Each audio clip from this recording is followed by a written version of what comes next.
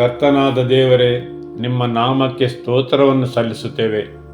ನೀನು ಒಳ್ಳೆಯವನು, ಮಹಿಮಾಭರಿತನು, ದಯಾಳು, ಕೃಪಾಪೂರಿತನೂ ಆಗಿರುವಿ. ನೀನು ಇವತ್ತು, ನಾಳೆ ಮತ್ತು ಸದಾಕಾಲವೂ ಅವನೇ ಆಗಿದ್ದಿ.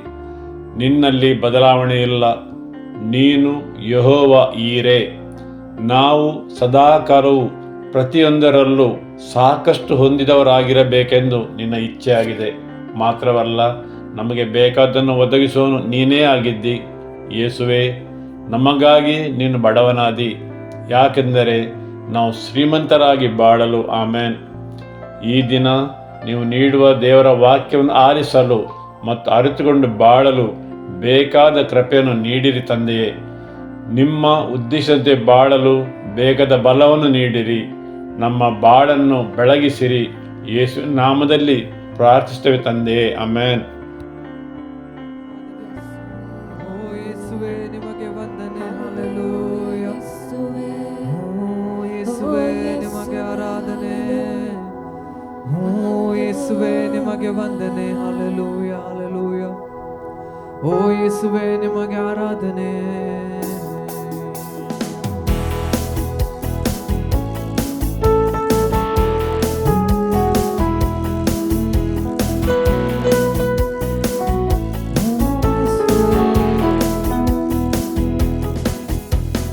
ಕಣಿವೆಯಲ್ಲಿ ಸ್ತುತಿಪೆ, ಪರ್ವತ ಮೇಲೂ ಸ್ತುತಿಪೆ,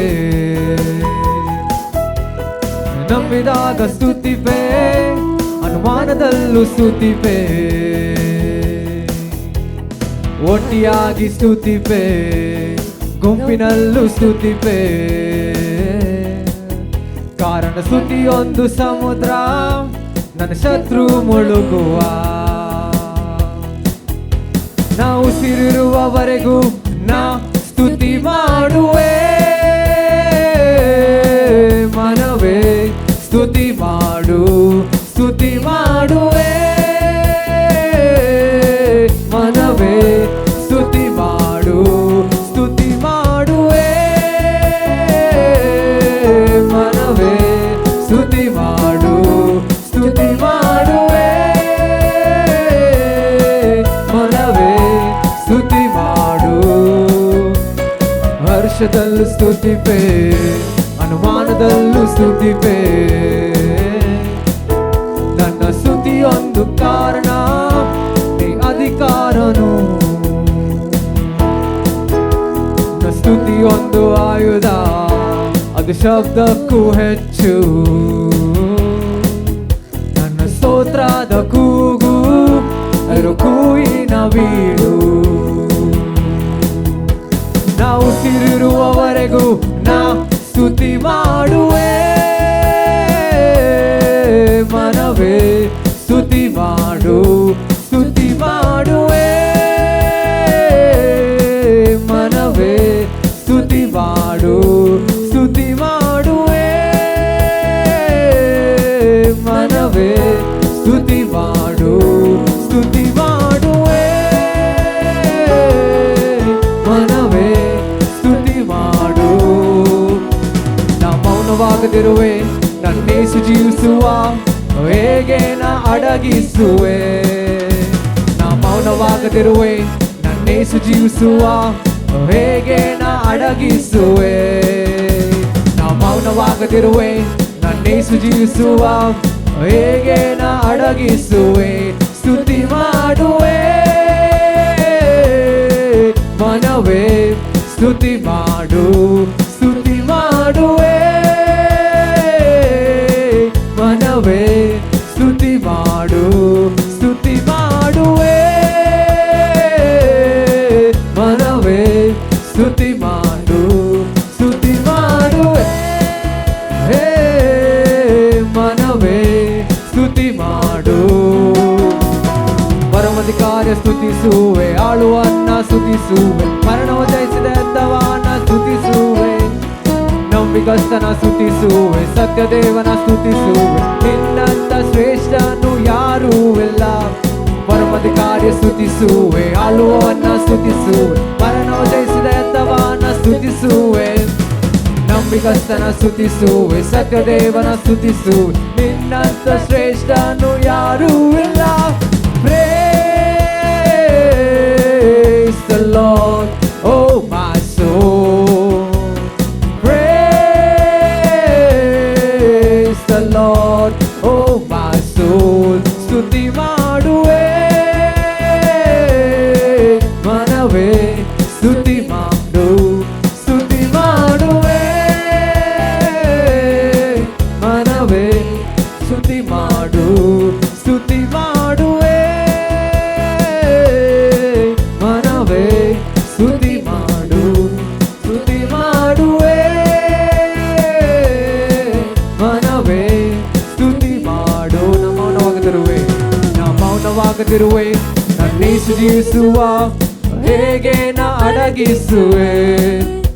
ನಾ ಮೌನವಾಗದಿರುವೆ ನನ್ನೇಸು ಜೀವಿಸುವ ಹೇಗೆ ನಾ ಅಡಗಿಸುವೆ. ನಾ ಮೌನವಾಗದಿರುವೆ ನನ್ನೇಸು ಜೀವಿಸುವ ಹೇಗೆ ನಾ ಅಡಗಿಸುವೆ. ಸ್ತುತಿ ಮಾಡುವೆ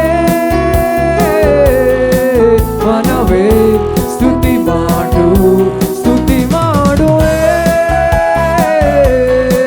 ಮನವೇ, ಸ್ತುತಿ ಮಾಡು, ಸ್ತುತಿ ಮಾಡುವೆ ಮನವೇ, ಸ್ತುತಿ ಮಾಡು, ಸ್ತುತಿ ಮಾಡುವೆ ಮನವೇ, ಸ್ತುತಿ ಮಾಡು. ನಾ ಮೌನವಾಗದಿರುವೆ ನನ್ನೇಸು ಜೀವಿಸುವ ಹೇಗೆ ನಾ ಅಡಗಿಸುವೆ. ನಾ ಮೌನವಾಗದಿರುವೆ ನನ್ನೇಸು ಜೀವಿಸುವ ಹೇಗೆ ನಾ ಅಡಗಿಸುವೆ. ನಾ ಮೌನವಾಗದಿರುವೆ, ನಾ ಮೌನವಾಗದಿರುವೆ ನನ್ನೇಸು ಜೀವಿಸುವ ಹೇಗೆ ನಾ ಅಡಗಿಸುವೆ. ನಾ ಮೌನವಾಗದಿರುವೆ, ನಾ ಮೌನವಾಗದಿರುವೆ ನನ್ನೇಸು ಜೀವಿಸುವ ಹೇಗೆ ನಾ ಅಡಗಿಸುವೆ. ಸ್ತುತಿ ಮಾಡುವೆ ಮನವೇ, ಸ್ತುತಿ ಮಾಡು, ಸ್ತುತಿ ಮಾಡುವೆ ಮನವೇ, ಸ್ತುತಿ ಮಾಡು, ಸ್ತುತಿ ಮಾಡುವೆ ಮನವೇ, ಸ್ತುತಿ ಮಾಡು, ಸ್ತುತಿ ಮಾಡುವೆ ಮನವೇ, ಸ್ತುತಿ ಮಾಡು. ಓ ಯೇಸುವೇ ನಿಮಗೆ ಆರಾಧನೆ, ಓ ಯೇಸುವೇ ನಿಮಗೆ ವಂದನೆ.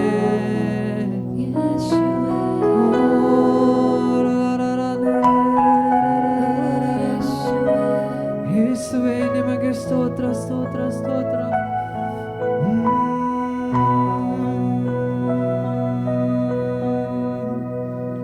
ಓ ಯೇಸುವೇ ನಿಮಗೆ ಆರಾಧನೆ.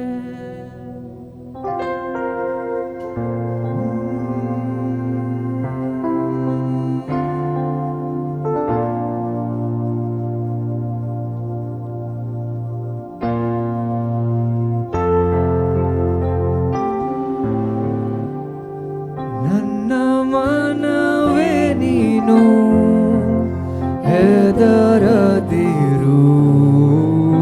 ಯೇಸು ನಿನ್ನೊಂದಿಗಿರುವ. ಆತ ತೂಕಡಿಸದೆ ನಿದ್ರಿಸದೆ ಸದಾ ನಿನ್ನನ್ನು ಕಾಯುವನು. ನನ್ನ ಮನವೇ ನೀನು ಹೆದರದಿರು, ಯೇಸು ನಿನ್ನೊಂದಿಗಿರುವ. ಆತ ತೂಕಡಿಸದೆ ನಿದ್ರಿಸದೆ ಸದಾ ನಿನ್ನನ್ನು ಕಾಯುವನು. ದಿವ್ರಮೆ ಬೇಡ, ದಿವ್ರಮೆ ಬೇಡ, ಭಯ ಪಡಬೇಡ. ಎಂದೆಂದು ಆತ ನಿನ್ನ ಜೊತೆಗಿರುವ. ತನ್ನ ಧರ್ಮದ ಬಾಲಂಗೆಯ ನೀರಿಯಾದ ಸದಾ ನಿನ್ ಸಹಾಯ ಕೇರುವನು. ನನ್ನ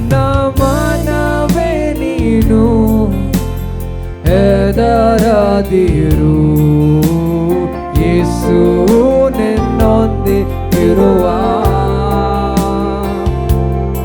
ಆತ ತೂಕಡಿಸದೆ ನಿರ್ಣಯಿಸದೆ ಸದಾ ನಿನ್ನನ್ನು ಕಾಯುವನು. ನನ್ನ ಮನವೇ ನೀನು, ನನ್ನ ಮನವೇ ನೀನು, ಹೆದರದಿರು, ಯೇಸು ನಿನ್ನೊಂದಿಗಿರುವ ಆತ ತೂಕಡಿಸದೆ ನಿರ್ಣಯಿಸದೆ ಸದಾ ನಿನ್ನನ್ನು ಕಾಯುವನು. ಕಾರ್ಗತ್ತಲಿನ ಕಣಿವೆಯಲ್ಲಿ ನಡೆವಾಗ ಆತ ನಿನ್ನ ಜೊತೆಗಿರುವ ಆತನ ದೊಣ್ಣೆಯು ಕೋಲು ನಿನಗೆ ಧೈರ್ಯವ ನೀಡಿ ಮುಂದೆ ನಡೆಸುವ. ಕಾರ್ಗತ್ತಲಿನ ಕಣಿವೆಯಲ್ಲಿ ನಡೆವಾಗ ಆತ ನಿನ್ನ ಜೊತೆಗಿರುವ ಆತನ ದೊಣ್ಣೆಯು ಕೋಲು ನಿನಗೆ ಧೈರ್ಯವ ನೀಡಿ ಮುಂದೆ ನಡೆಸುವನು. ನನ್ನ ಮನವೇ ನೀನು, ಹೆದರದಿರು, ಯೇಸು ನಿನ್ನೊಂದಿಗಿರುವ ಆತ ತೂಕಡಿಸದೆ ನಿರ್ಣಯಿಸದೆ ಸದಾ ನಿನ್ನನ್ನು ಕಾಯುವನು. ನನ್ನ ಮನವೇ ನೀನು, ನನ್ನ ಮನವೇ ನೀನು, ಹೆದರದಿರು, ಯೇಸು ನಿನ್ನೊಂದಿಗಿರುವ ಆತ ತೂಕಡಿಸದೆ ನಿರ್ಣಯಿಸದೆ ಸದಾ ನಿನ್ನನ್ನು ಕಾಯುವನು. ನಿನ್ನೆಲ್ಲ ರೋಗ ಬಾಧೆಯಿಂದ ಮರಣಕರ ವ್ಯಾಧಿ ಇಂದಲೂ ತಪ್ಪಿಸಿ ನಿನ್ನನ್ನು ಕಾಯುವನು. ನಿನ್ನ ರೋಗ ಎಲ್ಲ ವಾಸಿ ಮಾಡುವನು. ನಿನ್ನೆಲ್ಲ ರೋಗ ಬಾಧೆಯಿಂದ ಮರಣಕರ ವ್ಯಾಧಿ ಇಂದಲೂ ತಪ್ಪಿಸಿ ನಿನ್ನನ್ನು ಕಾಯುವನು. ನಿನ್ನ ರೋಗ ಎಲ್ಲ ವಾಸಿ ಮಾಡುವನು. ನನ್ನ ಮನವೇ ನೀನು, ಹೆದರದಿರು, ಯೇಸು ನಿನ್ನೊಂದಿಗಿರುವ ಆತ ತೂಕಡಿಸದೆ ನಿರ್ಣಯಿಸದೆ ಸದಾ ನಿನ್ನನ್ನು ಕಾಯುವನು. ನನ್ನ ಮನವೇ ನೀನು, ಹೆದರದಿರು, ಯೇಸು ನಿನ್ನೊಂದಿಗಿರುವ ಆತ ತೂಕಡಿಸದೆ ನಿರ್ಣಯಿಸದೆ ಸದಾ ನಿನ್ನನ್ನು ಕಾಯುವನು. ಸಮಸ್ತ ರೋಗ ಬಾಧೆಯಿಂದ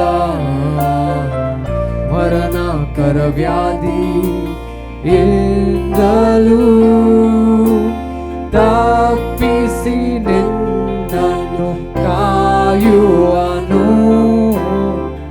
ನಿನ್ನ ರೋಗ ಎಲ್ಲ ಎಲ್ಲ ವಾಸಿ ಮಾಡುವನು. ಸಮಸ್ತ ರೋಗ ಬಾಧೆಯಿಂದ ಮರಣಕರ ವ್ಯಾಧಿ ಇಂದಲೂ ತಪ್ಪಿಸಿ ನಿನ್ನನ್ನು ಕಾಯುವನು. ನಿನ್ ರೋಗ ಎಲ್ಲ ವಾಸಿ ಮಾಡುವನು. ನನ್ನ ಮನವೇ ನೀನು ಹೆದರದಿರು, ಯೇಸು ನಿನ್ನೊಂದಿಗಿರುವ. ಆತ ತೂಕಡಿಸದೆ ನಿದ್ರಿಸದೆ ಸದಾ ನಿನ್ನನ್ನು ಕಾಯುವನು. ನನ್ನ ಮನವೇ ನೀನು ಹೆದರದಿರು, ಯೇಸು ನಿನ್ನೊಂದಿಗಿರುವ. ಆತ ತೂಕಡಿಸದೆ ನಿದ್ರಿಸದೆ ಸದಾ ನಿನ್ನನ್ನು ಕಾಯುವನು. ನನ್ನ ಮನವೇ ನೀನು ಹೆದರದಿರು, ಯೇಸು ನಿನ್ನೊಂದಿಗಿರುವ. ಆತ ತೂಕಡಿಸದೆ ನಿದ್ರಿಸದೆ ಸದಾ ನಿನ್ನನ್ನು ಕಾಯುವನು. ಸದಾ ನಿನ್ನನ್ನು ಕಾಯುವನು.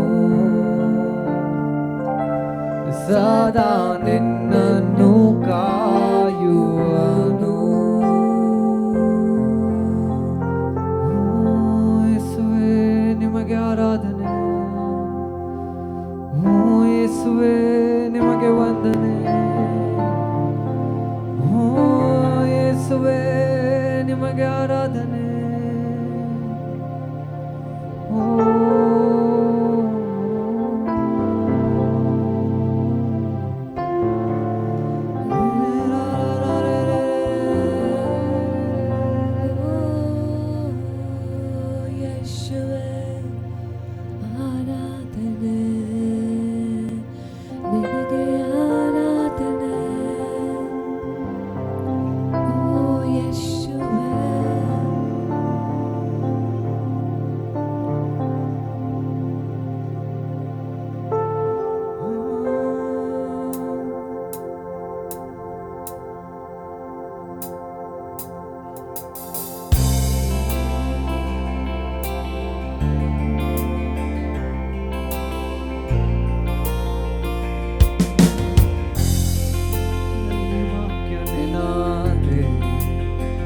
ಕರ್ತದಿ ಕರ್ತನಲ್ಲಿ ಬೆರೆತವನೇ,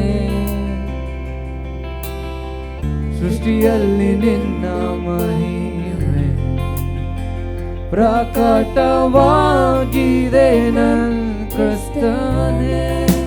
ಸುಂದರ ನಾಮವು, ಸುಂದರ ನಾಮವು, ಸುಂದರ ನಾಮವು ಯೇಸು ರಾಜನದು. ಸುಂದರ ನಾಮವು ಹೋಲಿಸಲಾಗದು. ಸುಂದರ ನಾಮವು ಯೇಸುವೇ ನಾಮ.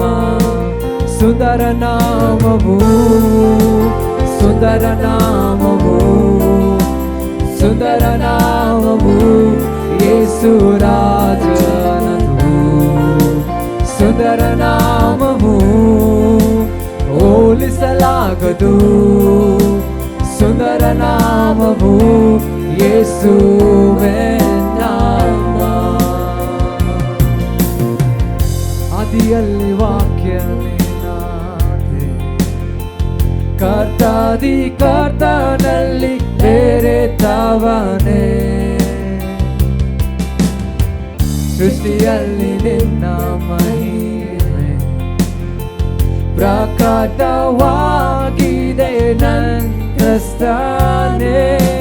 ಸುಂದರ ಸುಂದರ ನಾಮವು, ಸುಂದರ ನಾಮವು, ಸುಂದರ ನಾಮವು ಯೇಸು ರಾಜನದು. ಸುಂದರ ನಾಮವು ಹೋಲಿಸಲಾಗದು, ಸುಂದರ ನಾಮವು ಯೇಸುವೇ ನಾಮ. ಸುಂದರ ನಾಮವು, ಸುಂದರ ನಾಮವು, ಸುಂದರ ನಾಮವು ಯೇಸು ರಾಜನದು. ಸುಂದರ ನಾಮವು ಹೋಲಿಸಲಾಗದು, ಸುಂದರ ನಾಮವು ಯೇಸುವೇ ನಾಮ. ನಾವಿಲ್ಲದೆ ನಿಮಗೆ ಸ್ವರ್ಗ ಬೇಕಿಲ್ಲ, ದೇವಾನಿ ಪರಲೋಕ ಕರೆ ತಂದೆ. ನನ್ನ ಪಾಪಕ್ಕಿಂತ ನಿನ್ನ ಪ್ರೀತಿ ದೊಡ್ಡದು, ಬೇರೇನು ನನ್ನನ್ನು ಅಗಲಿಸದು. ಅದ್ಭುತ ನಾಮವು, ಅದ್ಭುತ ನಾಮವು, ಅದ್ಭುತ ನಾಮವು ಯೇಸು ರಾಜನದು. ಅದ್ಭುತ ನಾಮವು ಹೋಲಿಸಲಾಗದು, ಅದ್ಭುತ ನಾಮವು ಯೇಸುವೇ ನಾಮ. ಮರಣ ಜಯಿಸದು, ಬಾಧೆಯು ನೀಗಿತು, ಪಾಪ ಶಾಪಗಳನ್ನು ನೀ ತೊಳೆದೆ. ಪರಲೋಕದ ಗರ್ಜನೆ ನಿನ್ ಸ್ತುತಿಯ ಮಹಿಮೆ, ಪುನರುದ್ಧಾನದ ಜೀವಾನಿ ಪಡೆದೆ. ನಿನಗೆಲ್ಲೆದುರಾಳಿಯು, ನಿನಗಿಲ್ಲ ಸಮಾನರು, ಎಂದು ಎಂದೆಂದು ಆತ ಆಳುವನು. ನಿನ್ನದೇ ರಾಜ್ಯವು, ನಿನ್ನದೇ ಮಹಿಮೆಯು, ಎಲ್ಲ ನಾಮಕ್ಕಿಂತ ಮೇಲಾದ ನಾಮವು. ಶಕ್ತಿಯುಳ್ಳ ನಾಮವು, ಶಕ್ತಿಯುಳ್ಳ ನಾಮವು, ಶಕ್ತಿಯುಳ್ಳ ನಾಮವು ಯೇಸು ರಾಜನದು. ಶಕ್ತಿಯುಳ್ಳ ನಾಮವು ತಡೆಯಾಗಿ ಏನೂ ನಿಲ್ಲದು, ಶಕ್ತಿಯುಳ್ಳ ನಾಮವು ಯೇಸುವೇ ನಾಮ.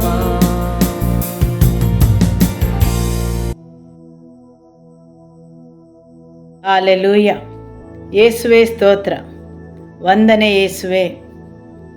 ಅಪ್ಪ ತಂದೆಯೇ, ಇವತ್ತಿನ ನಿಮ್ಮ ವಾಕ್ಯವನ್ನು ಕೇಳಲು ಬೇಕಾದ ಕೃಪೆಯನ್ನು, ಪವಿತ್ರಾತ್ಮನ ಬಲವನ್ನು ದಯಪಾಲಿಸಿರಿ. ಆಮೆನ್. ಈಗ ನಾವು 4ನೇ ತಿಂಗಳಿನಲ್ಲಿದ್ದೇವೆ. ದೇವರ ವಾಕ್ಯದ ಪ್ರಕಾರ ಈ ತಿಂಗಳಿಗೆ ಹಲವಾರು ಸಂಕೇತಗಳಿವೆ, ಆತ್ಮಿಕವಾಗಿಯೂ ಭೌತಿಕವಾಗಿಯೂ. 4ನೇ ತಿಂಗಳಿನಲ್ಲಿ ಅನೇಕ ಸಂಕೇತಗಳಿವೆ, ಸಾಮಾನ್ಯವಾಗಿ ಸಹ. ಏಪ್ರಿಲ್ ಎಂಬ ಹೆಸರು ಲ್ಯಾಟಿನ್ ಭಾಷೆಯಿಂದ ಬಂದದ್ದಾಗಿದೆ. ಎಪಿರೆ ಎಂಬ ಶಬ್ದದಿಂದ, ಅಂದರೆ ತೆರೆದುಕೊಳ್ಳು ಎಂಬರ್ಥ. ಶಬ್ದವೇ ತಿಳಿಸುತ್ತದೆ, ತೆರೆದುಕೊಳ್ಳು. ಉತ್ತರ ಗೋಳಾರ್ಧವನ್ನು ನೋಡಿದರೆ ಅಲ್ಲಿ ಮಂದತನದ ಕಾಲವು ಮುಗಿದ ಮೇಲೆ ಬರಿದಾದ ಸಮಯ, ಶೀತಕಾಲ ಕಳೆದು ಮುಗಿದ ಮೇಲೆ ಹಿಮ, ಕಿರಿದಾದ ದಿನ, ಕತ್ತಲೆಯ ದಿನಗಳು. ವಸಂತ ಋತುವಿನ ಸಂಕ್ರಾಂತಿ ಅದು ಬರುವುದು ಮಾರ್ಚ್ 21ರಲ್ಲಿ, ಮತ್ತು ಅಲ್ಲಿ ವಿಷಯಗಳೆಲ್ಲವೂ ಬದಲಾಗುತ್ತವೆ. ಮತ್ತು ಏಪ್ರಿಲ್ ಬರುವಾಗ ಎಲ್ಲವೂ ಅರಳುತ್ತದೆ, ಪ್ರತಿಯೊಂದು ಹೊಸ ಜೀವನವನ್ನು ಪಡೆಯುತ್ತದೆ. ನಿಸರ್ಗವೂ ಸಹ ಅರಳಲು ಪ್ರಾರಂಭವಾಗುತ್ತದೆ. ಸರಿಯಲ್ಲವೇ? ನಿಸರ್ಗವನ್ನು ನೋಡಿರಿ, ಅದು ನಿಮ್ಮಲ್ಲಿ ಮಾತಾಡುತ್ತದೆ. ಯೋಬನ ಪುಸ್ತಕದಲ್ಲಿ ಅಧ್ಯಾಯ 12 ವಾಕ್ಯ 7ರಲ್ಲಿ ಹೇಳುತ್ತದೆ, ಭೂಮಿಯನ್ನು ಮಾತಾಡಿಸು, ಅದು ನಿನಗೆ ಬೋಧಿಸುತ್ತದೆ. ಆದುದರಿಂದ ಕೆಲವೊಂದು ವಿಷಯಗಳನ್ನು ದೇವರು ಸೃಷ್ಟಿಯ ಮುಖಾಂತರ ಮಾತಾಡುತ್ತಾರೆ. ಸರಿಯಲ್ಲವೇ? ಆಮೆನ್. ಏಪ್ರಿಲ್ ಎಂಬ ತಿಂಗಳಿನ ಹೆಸರೇ ಹೇಳುತ್ತದೆ, ತೆರೆದುಕೊಳ್ಳು. ಇದು ನಿಮ್ಮ ಜೀವನದಲ್ಲಿ ತೆರೆದುಕೊಳ್ಳುವ ಸಮಯವಾಗಿರಬಹುದು. ನಿಮ್ಮ ಜೀವನದಲ್ಲಿರುವ ಮಂದವಾದ ವಿಷಯಗಳು, ಬರಿದಾದ ವಿಷಯಗಳು, ಸತ್ತಂತೆ ಕಾಣುವ ಸಂಗತಿಗಳು, ಅಲ್ಲಿದ್ದ ಸಸ್ಯಗಳು ಹಿಮದಿಂದ ಮುಚ್ಚಿ ಹೋಗಿದ್ದವು, ಮರಗಳು ಬರಿದಾಗಿ ಸತ್ತಂತೆ ಇದ್ದವು. ಇನ್ನು ಚಿಗುರುವ, ಮೊಳೆಯುವ ಯಾವುದೇ ಸಾಧ್ಯತೆ ಇಲ್ಲದಂತೆ ಕಾಣುವವುಗಳು ಒಮ್ಮೆಲೆ ಚಿಗುರಿ ಅರಳುತ್ತವೆ. ಹೌದು, ಅದೇ ರೀತಿ ನಿಮ್ಮ ಜೀವನದಲ್ಲಿ ಸತ್ತಂತೆ ಬರಿದಾಗಿದ್ದವುಗಳು, ನಿರಾಶಾದಾಯಕವಾದವುಗಳು ಒಮ್ಮೆದೊಮ್ಮೆಗೆ ನಿಮ್ಮ ಜೀವನದಲ್ಲಿ ತೆರೆಯಲ್ಪಡುವು. ಆಮೆನ್. ಹಾಲೆಲೂಯ. ಮಾತ್ರವಲ್ಲ, ಈ ತಿಂಗಳು ಆರ್ಥಿಕ ವರ್ಷದ ಪ್ರಾರಂಭದ ತಿಂಗಳು.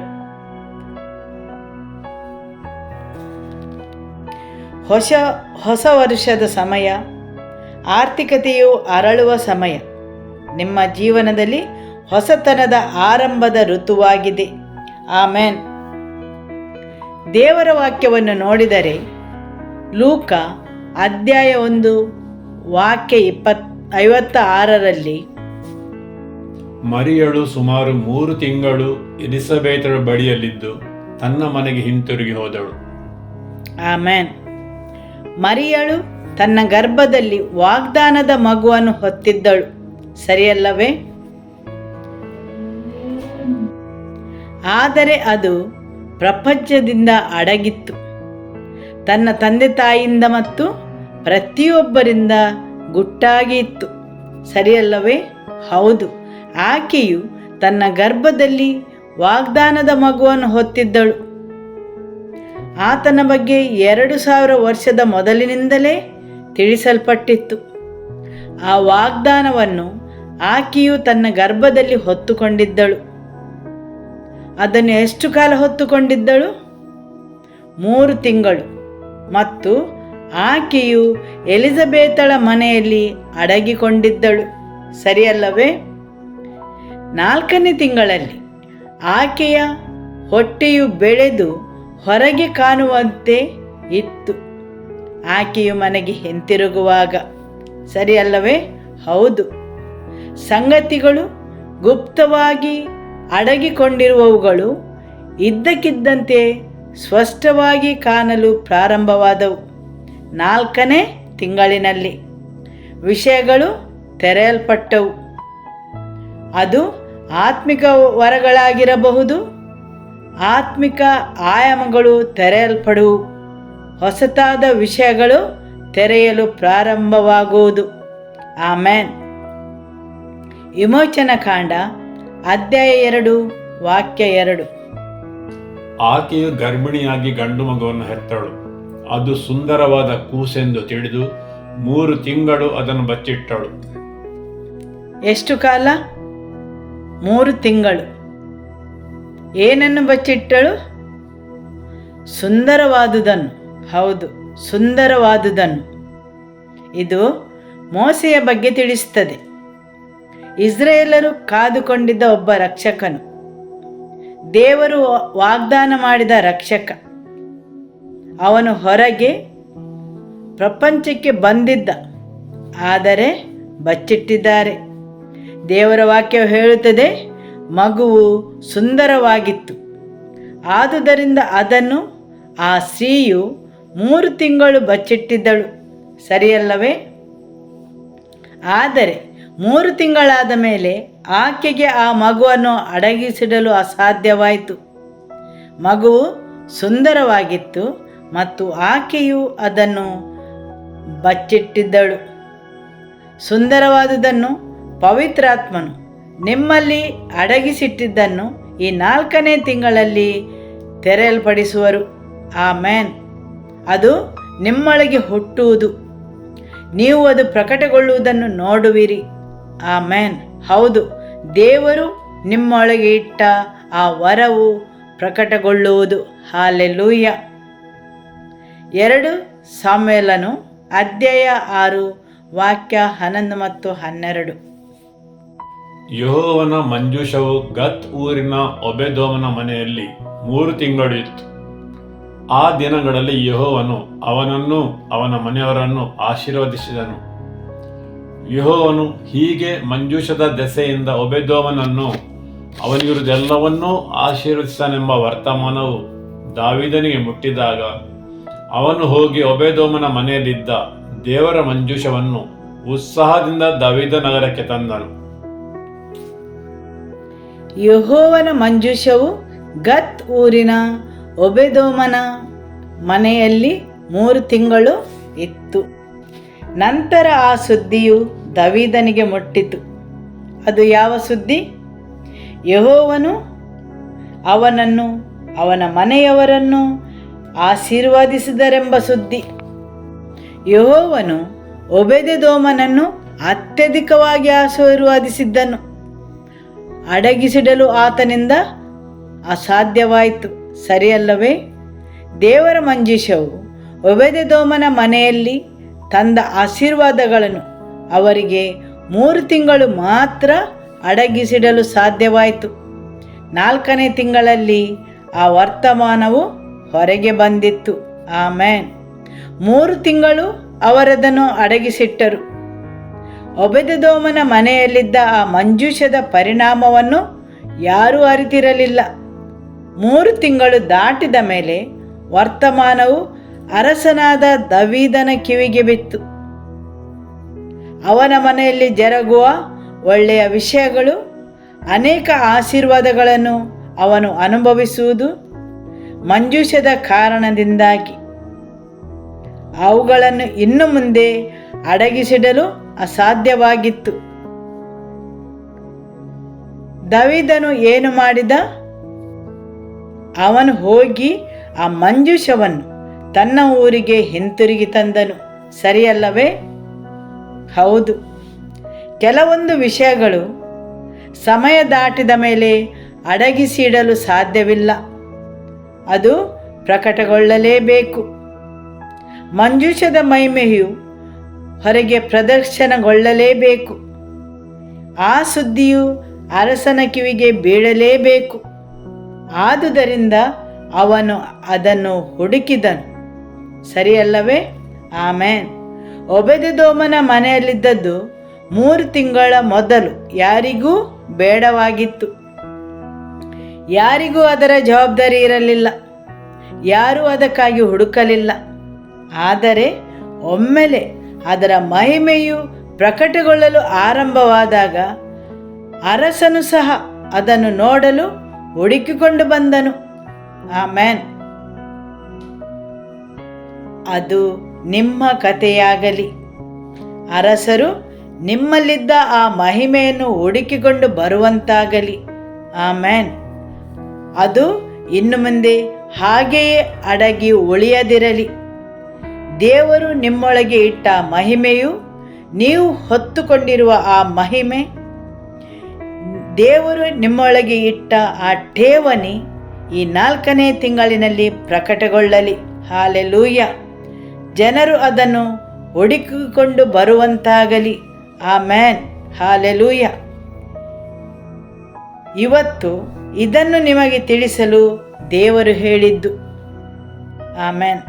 ಹೌದು, ಆತನು ನಿಮ್ಮೊಳಗೆ ಠೇವಣಿ ಇಟ್ಟದ್ದು, ನಿಮ್ಮೊಳಗೆ ಗುಪ್ತವಾಗಿದ್ದದ್ದು ಪ್ರಕಟಗೊಳ್ಳಲು ಪ್ರಾರಂಭವಾಗಲಿ ಈ ಸಮಯದಲ್ಲಿ. ಆಮೇನ್. ಆ ವಿಷಯಗಳೆಲ್ಲವೂ ತೆರೆಯಲ್ಪಡಲಿ. ನಿಮ್ಮೊಳಗೆ ಬಚ್ಚಿಟ್ಟ, ಸತ್ತಂತೆ ಇದ್ದ ಆ ವಿಷಯಗಳೆಲ್ಲ ತೆರೆಯಲ್ಪಡಲಿ. ಆಮೇನ್. ನಿಮ್ಮ ಜೀವನದಲ್ಲಿ ಆ ಮಹಿಮೆಯು ಎಲ್ಲರೂ ನೋಡುವ ಹಾಗೆ, ಎಲ್ಲರೂ ಅನುಭವಿಸುವ ಹಾಗೆ ಪ್ರಕಟಗೊಳ್ಳಲಿ. ಜನರು ಹುಡುಕಿಕೊಂಡು ಬರುವಂತಾಗಲಿ. ಹಾಲೆಲೂಯ. ಅದೇನದು? ಅದು ಹೇಗೆ ಸಾಧ್ಯ? ನಿಮ್ಮಿಂದ ಅದು ಹೇಗೆ ಆಯಿತು ಎಂದು ಜನರು ಹುಡುಕಿಕೊಂಡು ಬರುವಂತೆ ನಿಮ್ಮಲ್ಲಿ ಆ ಮಹಿಮೆಯು ಪ್ರಕಟಗೊಳ್ಳಲಿ. ಯೇಸುವಿನ ನಾಮದಲ್ಲಿ ಆಮೆನ್. ಈ ದಿನ ದೇವರು ಘೋಷಿಸಲು ಹೇಳಿದ್ದನ್ನು ನಾನು ನಿಮಗೆ ಘೋಷಿಸಿದೆನು. ಹಾಲೆಲೂಯ. 2 ಕೊರಿಂಥದವರಿಗೆ ಅಧ್ಯಾಯ 8 ವಾಕ್ಯ 9. ನಮ್ಮ ಕರ್ತನಾದ ಯೇಸು ಕ್ರಿಸ್ತನ ಕೃಪೆಯು ನಿಮಗೆ ಗೊತ್ತಾಗಿದೆಯಲ್ಲ. ಆತನು ಐಶ್ವರ್ಯವಂತನಾಗಿದ್ದರೂ ತನ್ನ ಬಡತನದ ಮುಖಾಂತರ ನೀವು ಐಶ್ವರ್ಯವಂತರಾಗಬೇಕೆಂದು ನಿಮಗೋಸ್ಕರ ಆತನು ಬಡವನಾದನು. ಇಲ್ಲಿ ದೇವರ ವಾಕ್ಯವು ಹೇಳುತ್ತದೆ, ಆತನು ಐಶ್ವರ್ಯವಂತನಾಗಿದ್ದನು. ಭೌತಿಕ ವಿಷಯಗಳಲ್ಲಿ ಮಾತ್ರವಲ್ಲ, ಆತನು ಪ್ರತಿಯೊಂದರಲ್ಲೂ ಐಶ್ವರ್ಯವಂತನಾಗಿದ್ದನು. ಸರಿಯಲ್ಲವೇ? ಜನರು ಭಾವಿಸ್ತಾರೆ ಬರೀ ಭೌತಿಕ ವಿಷಯಗಳೆಂದು. ಅದು ಸರಿಯಲ್ಲ. ಮೊದಲು ಆತ್ಮಿಕ ವಿಷಯಗಳು, ನಂತರ ಭೌತಿಕ ವಿಷಯಗಳು ಕೊನೆಯದು. ಆತನು ಐಶ್ವರ್ಯವಂತನಾಗಿದ್ದನು. ತನ್ನನ್ನೇ ಬರಿದು ಮಾಡಿ ಆತನು ಬಡವನಾದನು. ದೇವರ ವಾಕ್ಯ ಹೇಳುತ್ತದೆ, ಆತನು ಬಡವನಾದನು ನನಗೋಸ್ಕರ ಮತ್ತು ನಿಮಗೋಸ್ಕರ ಎಲ್ಲವನ್ನು ತ್ಯಜಿಸಿ ಆತನು ಬಡವನಾದನು.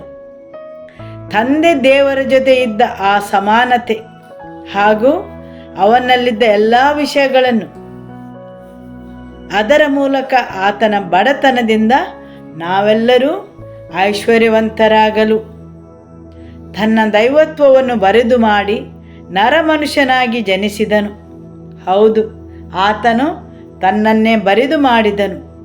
ತನ್ನಲ್ಲಿದ್ದ ಆ ದೈವತ್ವವನ್ನು ತಂದೆ ದೇವರ ಜೊತೆ ಆತನಿಗಿದ್ದ ಆ ಆತ್ಮೀಯತೆಯನ್ನು ಬರಿದು ಮಾಡಿ ಮನುಷ್ಯನಾಗಿ ಬಂದನು. ಆತನ ಬಡತನದಿಂದ ನಾವು ಶ್ರೀಮಂತರಾಗಲು, ದೇವರ ಜೊತೆ ನಮ್ಮ ಸಂಬಂಧ ಶ್ರೀಮಂತಗೊಳ್ಳಲು, ನಮ್ಮ ಆತ್ಮೀಯತೆ ಬೆಳೆಯಲು, ಕ್ರಿಸ್ತ ಯೇಸುವಿನಿಂದ ನಮಗಿರುವ ಪ್ರತಿಯೊಂದು ಹಕ್ಕಿನಿಂದ ಶ್ರೀಮಂತರಾಗಲು. ಆದುದರಿಂದ ಆತನ ಬಡತನದಿಂದಾಗಿ ನಾನು ಮತ್ತು ನೀವು ಶ್ರೀಮಂತರಾದೆವು. ಆಮೆನ್. ಗಲಾತ್ಯದವರಿಗೆ ಅಧ್ಯಾಯ 3 ವಾಕ್ಯ 14. ಅಬ್ರಹಾಮನಿಗೆ ಉಂಟಾದ ಆಶೀರ್ವಾದವು ಕ್ರಿಸ್ತ ಯೇಸುವಿನಲ್ಲಿ ಅನ್ಯ ಜನರಿಗೆಲ್ಲ ಸಿಗುವಂತೆಯೂ ಮತ್ತು ದೇವರು ವಾಗ್ದಾನ ಮಾಡಿದ ಪರಿಶುದ್ಧಾತ್ಮನು ನಮಗೆ ನಂಬಿಕೆಯ ಮೂಲಕ ದೊರಕುವಂತೆಯೂ ತನ್ನ ಮರಣದ ಮೂಲಕ ಕ್ರಿಸ್ತನು ನಮ್ಮನ್ನು ಕೊಂಡುಕೊಂಡನು. ಅಬ್ರಹಾಮನಿಗೆ ಉಂಟಾದ ಆಶೀರ್ವಾದವು ಕ್ರಿಸ್ತ ಯೇಸುವಿನಲ್ಲಿ ಅನ್ಯ ಜನರಿಗೆಲ್ಲ ಸಿಗುವಂತೆ.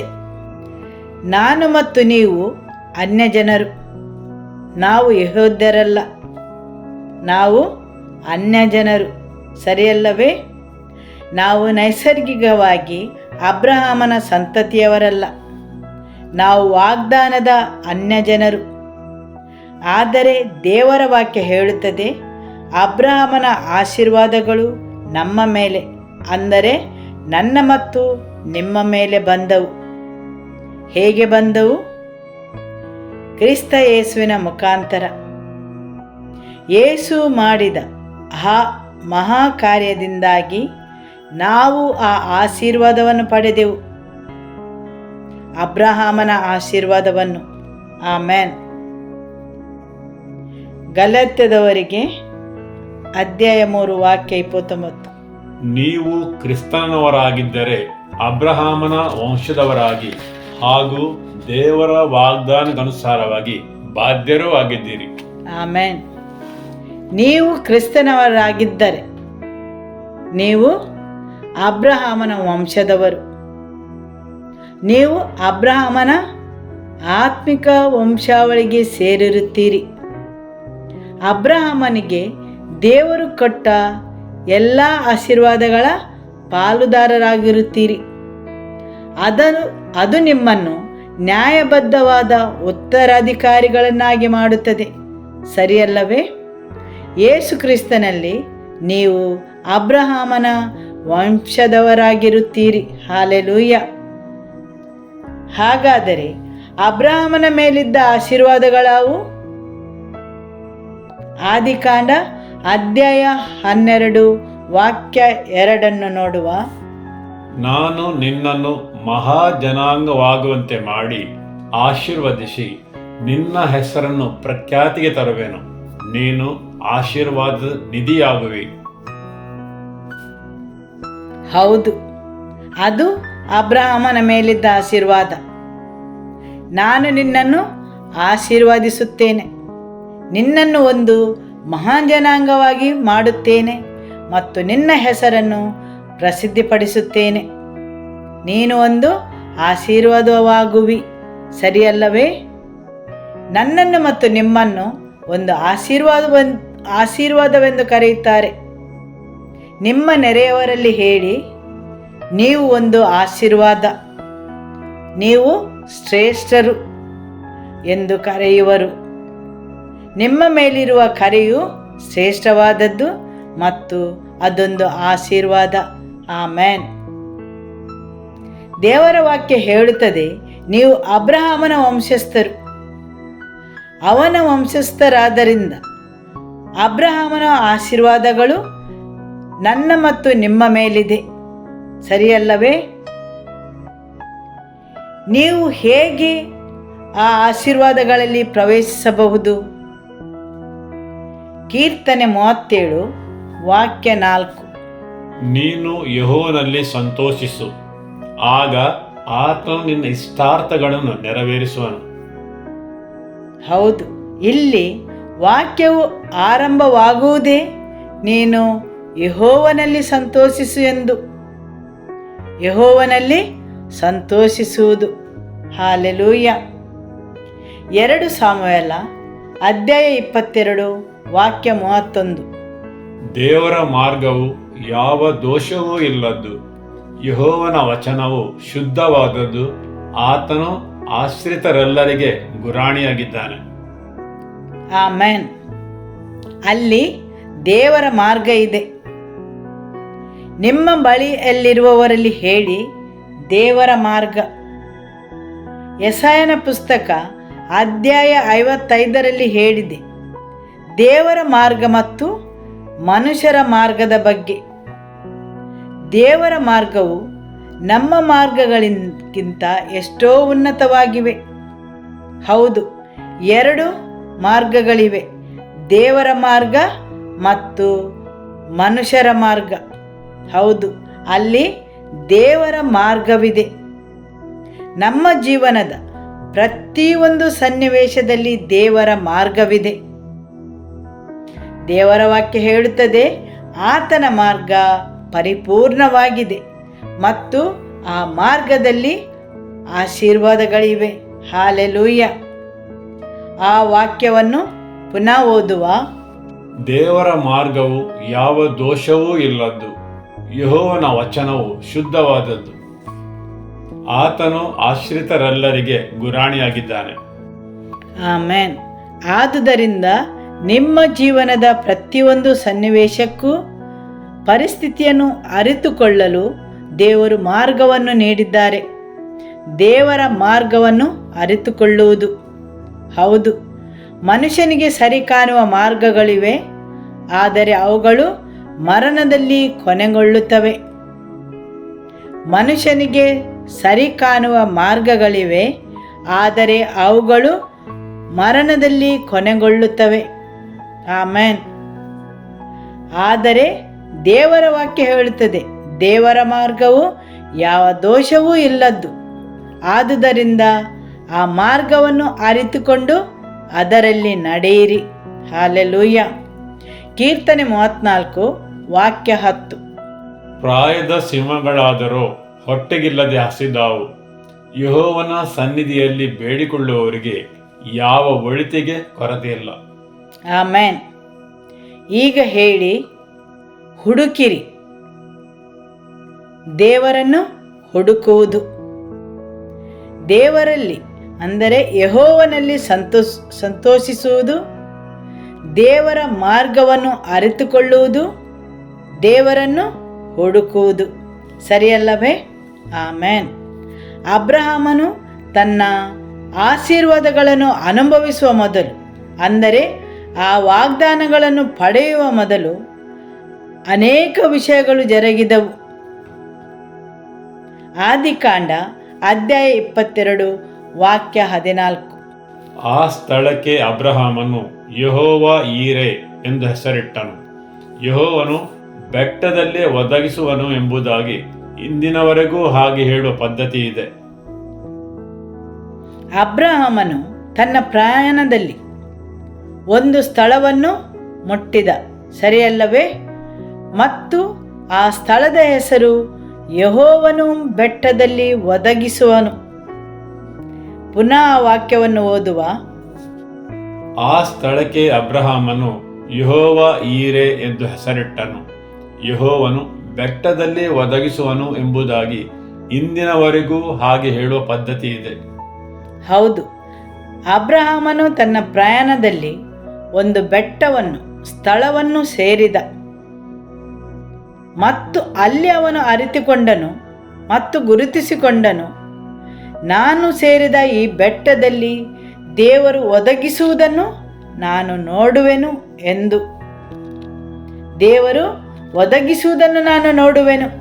ಆಮೆನ್. ಹೌದು, ಅಬ್ರಹಾಮನು ತನ್ನ ಎಲ್ಲ ಪ್ರಯಾಣದಲ್ಲಿ ಈ ಸ್ಥಳದ ಬಗ್ಗೆ ಒಮ್ಮೆಗೆ ಬೇರೆಯದನ್ನೇ ಗುರುತಿಸಿಕೊಂಡನು. ಈ ಸ್ಥಳವು ಯೆಹೋವ ಈರೆ. ಆ ಬೆಟ್ಟಕ್ಕೆ ಯೆಹೋವ ಈರೆ ಎಂದು ಹೆಸರಿಟ್ಟನು. ಈ ಬೆಟ್ಟದಲ್ಲಿ ದೇವರು ಒದಗಿಸುವನು. ಅಲ್ಲಿಯವರೆಗೆ ಅವನೇ ಅನೇಕ ಕೆಲಸಗಳನ್ನು ಮಾಡಬೇಕಾಗಿತ್ತು. ಹೋರಾಡುವುದು, ಪ್ರಯತ್ನಿಸುವುದು, ಬೇರೆಲ್ಲ ಕೆಲಸ ಕಾರ್ಯಗಳನ್ನು ಮಾಡುತ್ತಿದ್ದನು. ಆದರೆ ಆ ಬೆಟ್ಟಕ್ಕೆ ಬಂದು ಹೇಳುತ್ತಾನೆ, ಈ ಸ್ಥಳವು ದೇವರು ಒದಗಿಸುವ ಸ್ಥಳ. ಮತ್ತು ಆ ಸ್ಥಳಕ್ಕೆ ಅಬ್ರಹಾಮನು ಯೆಹೋವನು ಬೆಟ್ಟದಲ್ಲಿ ಒದಗಿಸುವನು ಎಂದು ಹೆಸರಿಟ್ಟನು. ಹೌದು, ನಿಮ್ಮ ಜೀವನದಲ್ಲಿ ಯೇಸುವನ್ನು ಅರಿತುಕೊಳ್ಳುವುದು, ನಿಮ್ಮ ಜೀವನವನ್ನು ಯೇಸುವಿಗೆ ಸಮರ್ಪಿಸುವುದು, ಅದು ನಿಮ್ಮ ಪ್ರಯಾಣದ ಆರಂಭ ಮಾತ್ರ. ಆದಿಕಾಂಡ ಅಧ್ಯಾಯ 12ರಲ್ಲಿ ಅಬ್ರಹಾಮನು ದೇವರನ್ನು ಭೇಟಿಯಾದ, ಸರಿಯಲ್ಲವೇ? ದೇವರೊಡನೆ ಅವನ ಭೇಟಿಯಾಯಿತು ಮತ್ತು ದೇವರು ಹೇಳಿದರು, ಆ ನಾಡಿನಿಂದ ಹೊರಗೆ ಬಾ. ಮತ್ತು ಅವನು ಅಲ್ಲಿಂದ ಹೊರಗೆ ಬಂದ. ಹಾಗೆಯೇ ನೀವು ಕಾಲ್ದೆಯದ ನಾಡಿನಲ್ಲಿ ಅಥವಾ ಈ ಪ್ರಪಂಚದಲ್ಲಿ ಉಳಿದು ದೇವರ ಬೆಟ್ಟವನ್ನು ಸೇರಲು ಸಾಧ್ಯವಿಲ್ಲ, ಸರಿಯಲ್ಲವೇ? ಅಬ್ರಹಾಮನು ಕಾಲ್ದೆಯದ ನಾಡಿನಿಂದ ಹೊರನಡೆಯಬೇಕಾಯಿತು. ಅವನು ಕಾಲ್ದೆಯದ ನಾಡಿನಲ್ಲಿ ಉಳಿದು ದೇವರ ಬೆಟ್ಟವನ್ನು ಅಥವಾ ದೇವರು ಒದಗಿಸುವ ಬೆಟ್ಟದ ಅನುಭವವನ್ನು ಪಡೆಯಲು ಸಾಧ್ಯವಿಲ್ಲ. ಅವನು ಹಲವಾರು ವಿಷಯಗಳಿಂದ ಹೊರಬರಬೇಕಾಯಿತು. ದೇವರು ಹೇಳಿದರು, ಹೊರಗೆ ಬಾ, ನಿನ್ನ ನಾಡಿನಿಂದ, ನಿನ್ನ ಬಂಧು ಬಳಗವನ್ನು ತೊರೆದು ನಾನು ತೋರಿಸುವ ದೇಶಕ್ಕೆ ಹೊರಟು ಬಾ ಎಂದು. ಅವನು ಹೊರಗೆ ಬರಬೇಕಾಯಿತು. ನಿಮ್ಮ ನೆರೆಯವರಲ್ಲಿ ಹೇಳಿ, ನೀವು ಹೊರಗೆ ಬರಬೇಕು. ಹೌದು, ಅನೇಕ ವಿಷಯಗಳಿಂದ ದೇವರು ನಿಮ್ಮನ್ನು ಹೊರಗೆ ಕರೆಯುತ್ತಾರೆ. ದೇವರು ಒದಗಿಸುವ ಆ ಸ್ಥಳವನ್ನು ನೀವು ಪ್ರವೇಶಿಸಬೇಕಾದರೆ ನೀವು ಹೊರಗೆ ಬರಬೇಕು. ನೀವು ಅದೇ ಸ್ಥಳದಲ್ಲಿ ಉಳಿದು ದೇವರ ಒದಗಿಸುವಿಕೆಯ ಅನುಭವವನ್ನು ಪಡೆಯಲು ಸಾಧ್ಯವಿಲ್ಲ. ನೀವು ಹೊರಗೆ ಬರುವ ಅಗತ್ಯವಿದೆ. ಹೌದು, ಅಬ್ರಹಾಮನು ಆದಿಕಾಂಡ ಅಧ್ಯಾಯ 22ರಲ್ಲಿ ಯೆಹೋವನು ಒದಗಿಸುವನು ಎಂಬ ಅನುಭವಕ್ಕೆ ಬಂದನು. ಆ ಅನುಭವಕ್ಕೆ ಬಂದು ಆ ಸ್ಥಳಕ್ಕೆ ಯೆಹೋವ ಈರೆ ಎಂದು ಹೆಸರಿಟ್ಟನು. ಯೆಹೋವನು ಒದಗಿಸುವ ಬೆಟ್ಟ ಎಂದು. ಅದೇ ರೀತಿ ನಿಮ್ಮ ಜೀವನದ ಪ್ರಯಾಣದಲ್ಲಿ ನೀವು ಖಂಡಿತವಾಗಿಯೂ ದೇವರು ಒದಗಿಸುವನೆಂಬ ಸ್ಥಳಕ್ಕೆ ಮುಟ್ಟಬೇಕು. ಅಲ್ಲಿಯವರೆಗೆ ಆ ವಾಕ್ಯವು ಒಂದು ವಾಗ್ದಾನ ಮಾತ್ರವಾಗಿರುತ್ತದೆ. ಆದುದರಿಂದ ವಾಗ್ದಾನವು ವಾಸ್ತವವಾಗಬೇಕು. ದೇವರ ಬಗೆಗಿನ ಅರಿವಿನ ಅಂಶವು ನಮಗೊಂದು ಅನುಭವವಾಗಬೇಕು. ಅದು ನಮ್ಮ ಜೀವನದ ನಿಜ ಅನುಭವವಾಗಬೇಕು. ಹಳೆ ಒಡಂಬಡಿಕೆಯ ಕಾಲದಲ್ಲಿ ಎಲ್ಲ ಪ್ರವಾದಿಗಳು ನಿಮ್ಮ ರಕ್ಷಕನು ಬರುತ್ತಾನೆಂದು ಪ್ರವಾದಿಸಿದರು.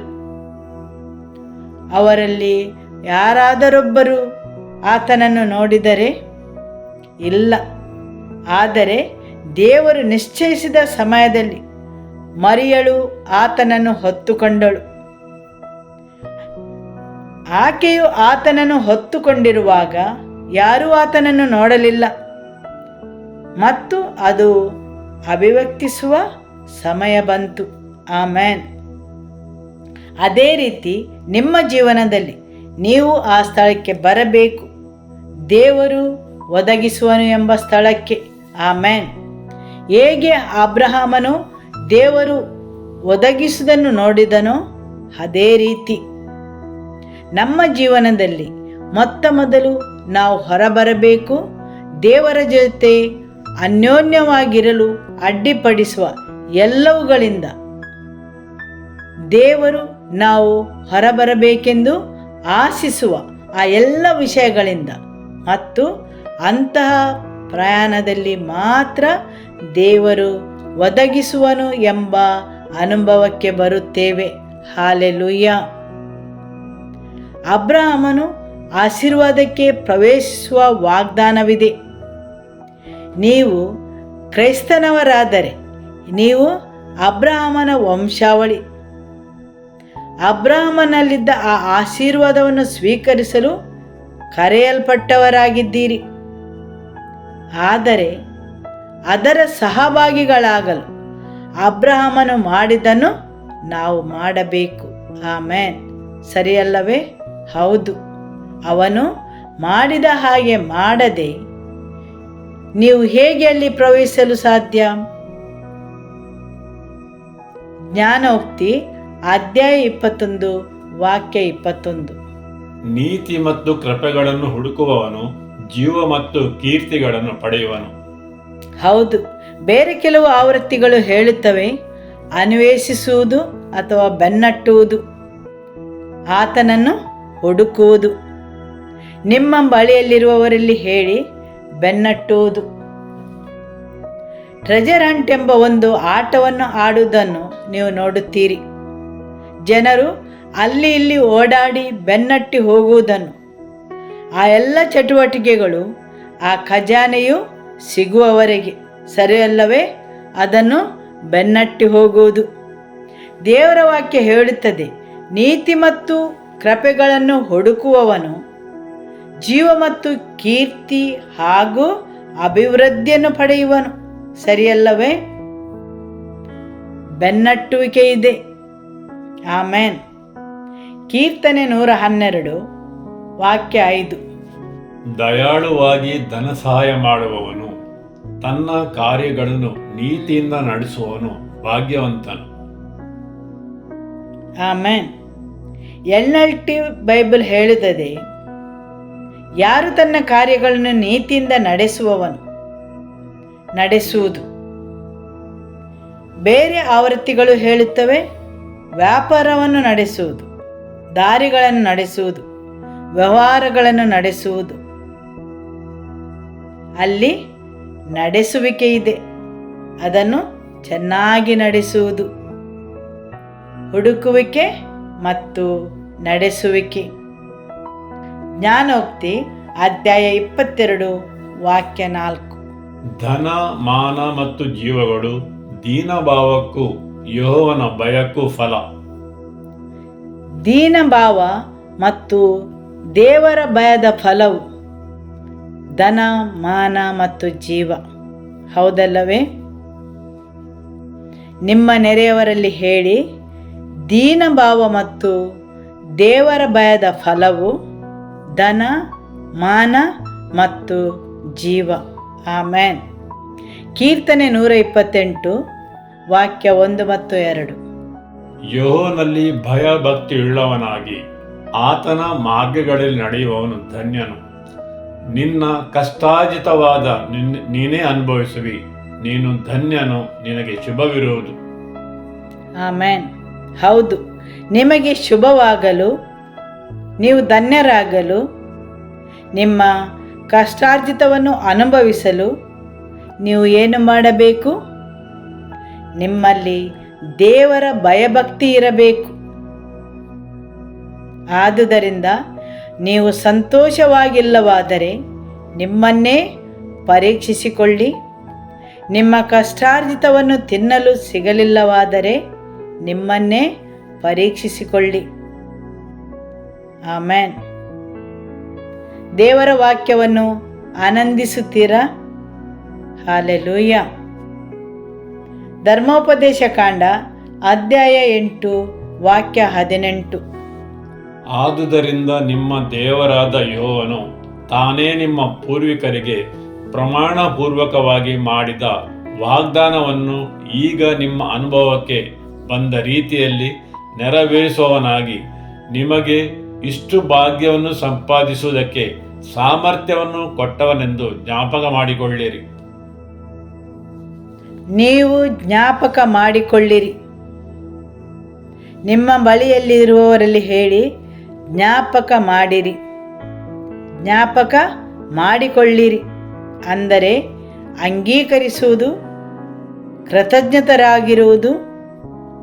ನೀವು ದೇವರನ್ನು ಜ್ಞಾಪಿಸಿಕೊಳ್ಳಿರಿ ಅಂದರೆ ನಿಮ್ಮ ದೇವರನ್ನು ಅಂಗೀಕರಿಸಿರಿ.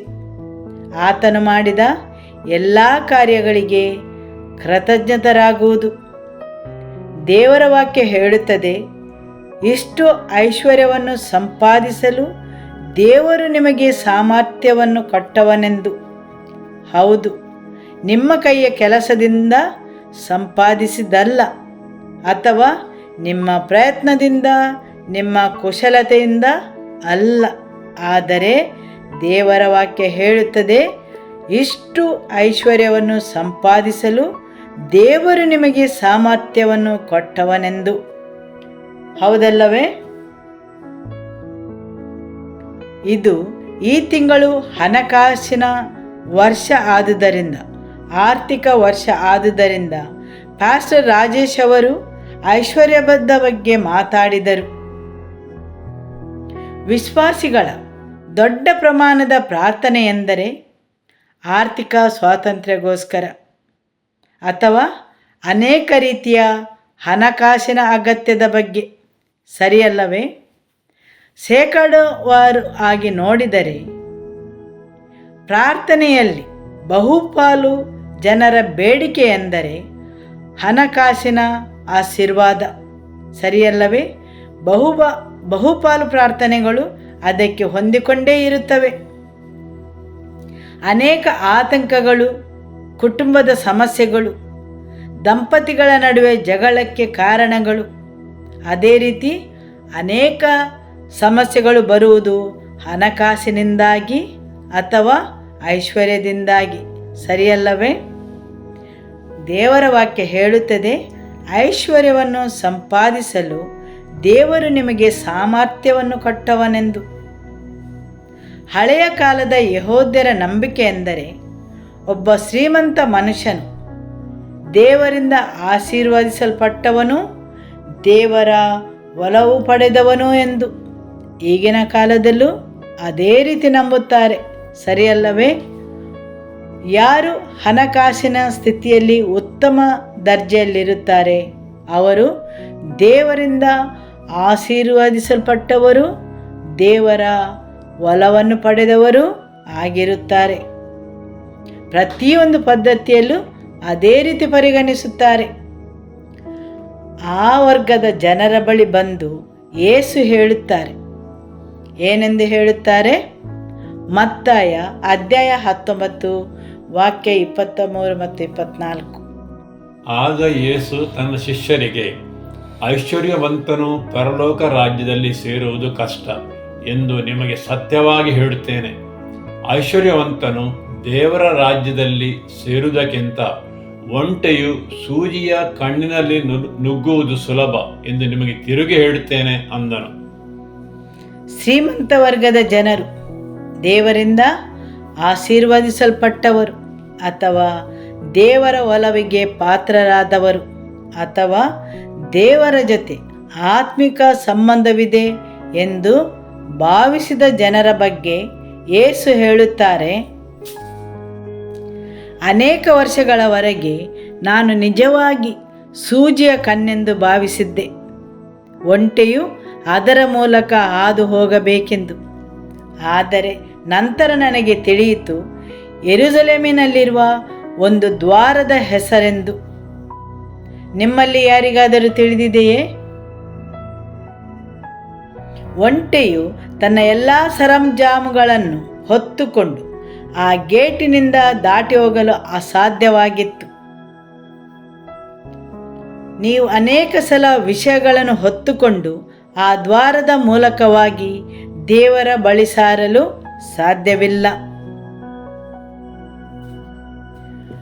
1 ತಿಮೊಥೆಯನಿಗೆ ಅಧ್ಯಾಯ 6 ವಾಕ್ಯ 10.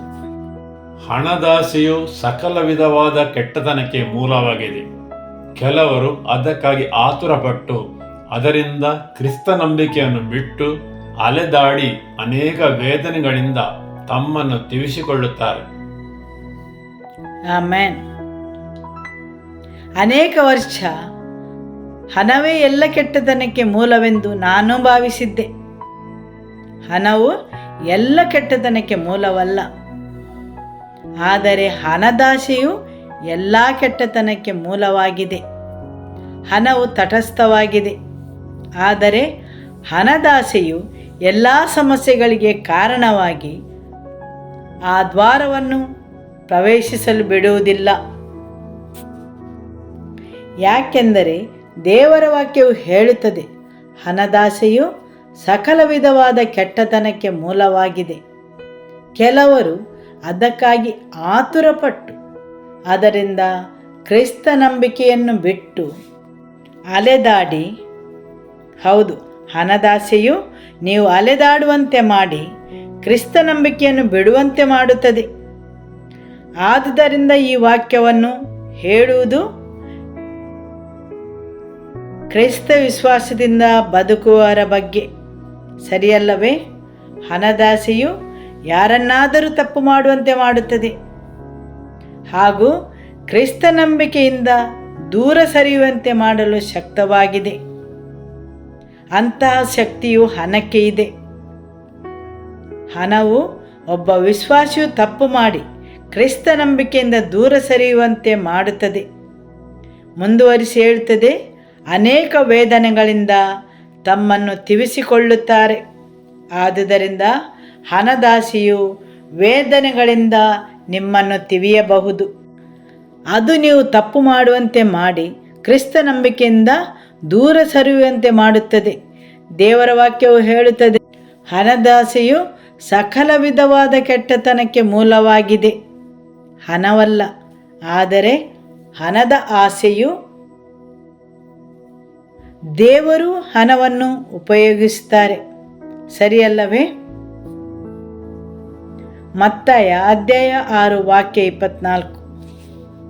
ಯಾರೊಬ್ಬನು ಇಬ್ಬರು ಯಜಮಾನರಿಗೆ ಸೇವೆ ಮಾಡಲಾರನು. ಅವನು ಒಬ್ಬನನ್ನು ದ್ವೇಷಿಸಿ ಮತ್ತೊಬ್ಬನನ್ನು ಪ್ರೀತಿಸುವನು, ಇಲ್ಲವೇ ಒಬ್ಬನಿಗೆ ಶ್ರದ್ಧೆಯಿಂದ ಸೇವೆ ಮಾಡಿ ಮತ್ತೊಬ್ಬನನ್ನು ತಾತ್ಸಾರ ಮಾಡಬಹುದು. ನೀವು ದೇವರನ್ನು ಐಶ್ವರ್ಯವನ್ನು ಒಟ್ಟಾಗಿ ಸೇವಿಸಲಾರಿರಿ. ದೇವರ ವಾಕ್ಯ ಹೇಳುತ್ತದೆ, ನೀವು ಇಬ್ಬರು ಯಜಮಾನರಿಗೆ ಸೇವೆ ಮಾಡಲು ಸಾಧ್ಯವಿಲ್ಲ. ಇಲ್ಲಿ ಒಬ್ಬ ಅಂದರೆ ಐಶ್ವರ್ಯ ಮತ್ತು ಇನ್ನೊಬ್ಬ ಅಂದರೆ ಯೇಸು, ಸರಿಯಲ್ಲವೇ? ಇಬ್ಬರು ಯಜಮಾನರು. ಆದರೆ ಅನೇಕರು ಒಬ್ಬ ಯಜಮಾನನು ಐಶ್ವರ್ಯವೆಂದರೆ ಹಣವೆಂದು ವ್ಯಾಖ್ಯಾನಿಸುತ್ತಾರೆ. ಆದರೆ ಮೂಲ ಭಾಷೆಯಲ್ಲಿ ಹೇಳುತ್ತದೆ ಅದು ಹಣದ ಆತ್ಮವೆಂದು. ಅಂದರೆ ಅದೊಂದು ಆತ್ಮ ಹಣವನ್ನು ತನ್ನ ಹಿಡಿತದಲ್ಲಿಟ್ಟುಕೊಳ್ಳುತ್ತದೆ. ಹೇಗೆ ಒಂದು ಆತ್ಮವು ಹಣವನ್ನು ತನ್ನ ಹಿಡಿತದಲ್ಲಿಟ್ಟುಕೊಳ್ಳುತ್ತದೆ? ಒಂದು ಆತ್ಮವು ಹಣವನ್ನು ತನ್ನ ಹಿಡಿತದಲ್ಲಿಟ್ಟುಕೊಳ್ಳಲು ಸಾಧ್ಯವೇ? ಮತ್ತಾಯ ಅಧ್ಯಾಯ 4 ವಾಕ್ಯ 8ರಿಂದ.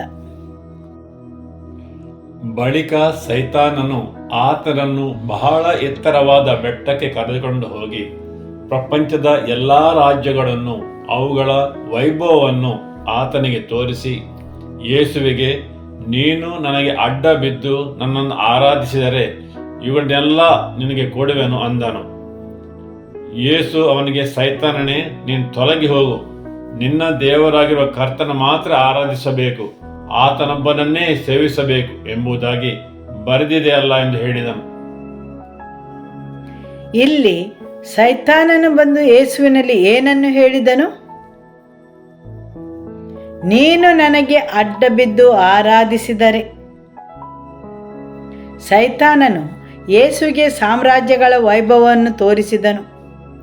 ಹೇರಳವಾದ ಐಶ್ವರ್ಯ ಮತ್ತು ಸಾಮ್ರಾಜ್ಯಗಳ ವೈಭವವನ್ನು ಯೇಸುವಿಗೆ ತೋರಿಸಿ ಹೇಳುತ್ತಾನೆ, ನೀನು ನನಗೆ ಅಡ್ಡ ಬಿದ್ದು ಆರಾಧಿಸಿದರೆ ಇದೆಲ್ಲವನ್ನು ನಾನು ನಿನಗೆ ನೀಡುವೆನು. ಯೇಸುವು ಆ ಹೇರಳವಾದ ಐಶ್ವರ್ಯ ಮತ್ತು ಸಾಮ್ರಾಜ್ಯಗಳ ವೈಭವವನ್ನು ನಿರಾಕರಿಸಿದರೆ ಇಲ್ಲ. ಯೇಸು ಹೇಳಿದರು, ನಿನ್ನ ದೇವರಾಗಿರುವ ಕರ್ತನನ್ನು ಮಾತ್ರ ಆರಾಧಿಸಬೇಕು, ಅವುಗಳನ್ನಲ್ಲವೆಂದು. ಸರಿಯಲ್ಲವೇ? ಆಮೆನ್. ಆದುದರಿಂದ ಆ ಆತ್ಮವು ನಿಮ್ಮ ಆರಾಧನೆಯನ್ನು ಬಯಸುತ್ತದೆ. ಪ್ರಪಂಚದ ಜನರು ಅದರ ಜೊತೆ ಒಪ್ಪಂದವನ್ನು ಮಾಡಿದವರು. ಆ ದೈವದ ಹೆಸರು ಬೇರೆ ಬೇರೆ ದೇಶದಲ್ಲಿ ಬೇರೆ ಬೇರೆ ಆಗಿರಬಹುದು, ಆದರೆ ಆ ಎಲ್ಲ ಆರಾಧನೆ ಹೋಗುವುದು ಹಣದ ಆತ್ಮಕ್ಕೆ. ನಾನು ಹೇಳುವುದು ನಿಮಗೆಲ್ಲ ಅರ್ಥವಾಗ್ತದಲ್ಲವೇ? ಆಮೇನ್. ಇಲ್ಲಿ ಸೈತಾನನಿಗೆ ಯಾವ ಅಧಿಕಾರವಿದೆ? ನೀನು ನನ್ನನ್ನು ಆರಾಧಿಸಿದರೆ ಇದನ್ನೆಲ್ಲ ನೀಡುವೆನೆಂದು ಯೇಸುವಿಗೆ ಹೇಳಲು. ಅವನು ಎಲ್ಲ ದೇಶಗಳ ಹೇರಳವಾದ ಧನ ಸಂಪತ್ತು ಮತ್ತು ಸಾಮ್ರಾಜ್ಯಗಳನ್ನು ತೋರಿಸಿ ಯೇಸುವಿಗೆ ಹೇಳಲು ಹೇಗೆ ಸಾಧ್ಯ? ಯಾಕೆಂದರೆ ಸೈತಾನನಿಗೆ ಸಂಪತ್ತಿನ ಮೇಲೆ ಹಿಡಿತವಿದೆ, ಹೌದಲ್ಲವೇ? ಏದೇನ್ ತೋಟದಲ್ಲಿ ಯಾವಾಗ ಮನುಷ್ಯನು ಸೈತಾನನ ಸಮಾಲೋಚನೆಯನ್ನು ಆಲಿಸಿದನು, ಆವಾಗಿನಿಂದ ಅಲ್ಲಿ ಸೈತಾನನು ಹೇಳಿದ ಆ ಸಲಹೆಯನ್ನು ಆದಾಮನು ಆಲಿಸಿದನು ಮತ್ತು ಸೈತಾನನು ಹೇಳಿದ್ದನ್ನು ಅವನು ಮಾಡಿದನು. ಅವನ ವಿಧೇಯತೆಯಿಂದ ಆದಾಮನು ಸೈತಾನನ ಸಮಾಲೋಚನೆಗೆ ಹೊಂದಿಕೊಂಡನು ಮತ್ತು ದೇವರ ಸಲಹೆಯನ್ನು ನಿರಾಕರಿಸಿದನು. ಪರೋಕ್ಷವಾಗಿ ಹೇಳುವುದಾದರೆ ಕತ್ತಲೆ ಸಾಮ್ರಾಜ್ಯದ ಸಮಾಲೋಚನೆಗೆ ಅವನು ಸೇರಿಕೊಂಡನು. ಆ ಅವಿಧೇಯತೆಯಿಂದ ಭೂಲೋಕದಲ್ಲಿರುವುದರೆಲ್ಲರ ಮೇಲೆ ಶಾಪವು ಬಂತು. ಆ ಶಾಪವನ್ನು ದೇವರ ವಾಕ್ಯದ ಮುಖಾಂತರ ಪುನಃ ಒಮ್ಮೆ ಕೇಳುವ. ನಿನ್ನ ನಿಮಿತ್ತ ಭೂಮಿಯು ಶಾಪಗ್ರಸ್ತವಾಯಿತು. ಹೌದು, ನಿನ್ನ ನಿಮಿತ್ತ ಭೂಮಿಯು ಶಾಪಗ್ರಸ್ತವಾಯಿತು. ನೀನು ಜೀವಮಾನವೆಲ್ಲ ಕಷ್ಟಪಟ್ಟು ದುಡಿದಿದ್ದೆಲ್ಲವೂ ಶಾಪಗ್ರಸ್ತವಾಯಿತು.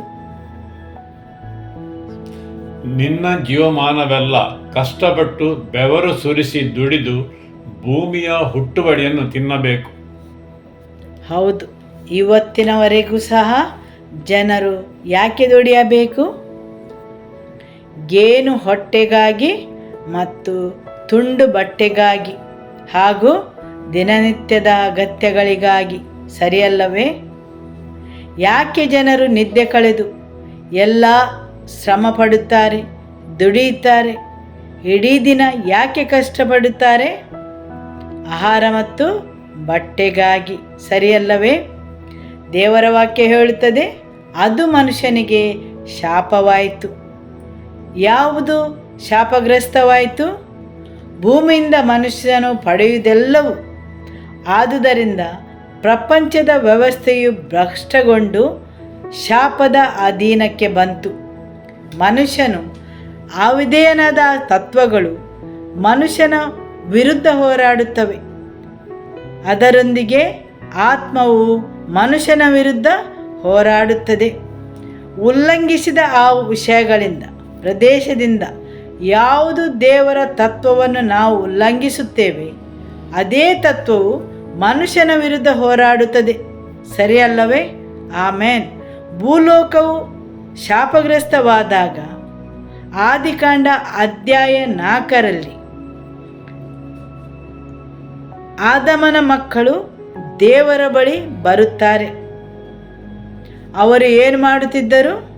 ಅವರು ದೇವರಿಗೆ ಕಾಣಿಕೆಯನ್ನು ತರುತ್ತಿದ್ದರು. ಸರಿಯಲ್ಲವೇ? ಪ್ರಾಪಂಚಿಕವಾಗಿ ಅಥವಾ ಭೌತಿಕವಾಗಿ ನೀವು ಪಡೆಯುವ ಎಲ್ಲ ಸಂಪತ್ತು ಶಾಪಗ್ರಸ್ತವಾಗಿರುತ್ತದೆ. ಅದು ಶಾಪದ ಅಡಿಯಲ್ಲಿರುತ್ತದೆ. ಯಾಕೆಂದರೆ ದೇವರು ಈ ಭೂಲೋಕವನ್ನು ಶಪಿಸಿದ್ದಾರೆ. ಮನುಷ್ಯನ ಕೈ ಕೆಲಸವನ್ನು ಹಾಗೂ ಬೆವರು ಸುರಿಸಿ ನೀನು ದುಡಿಯಬೇಕು ಮತ್ತು ತಿನ್ನಬೇಕು.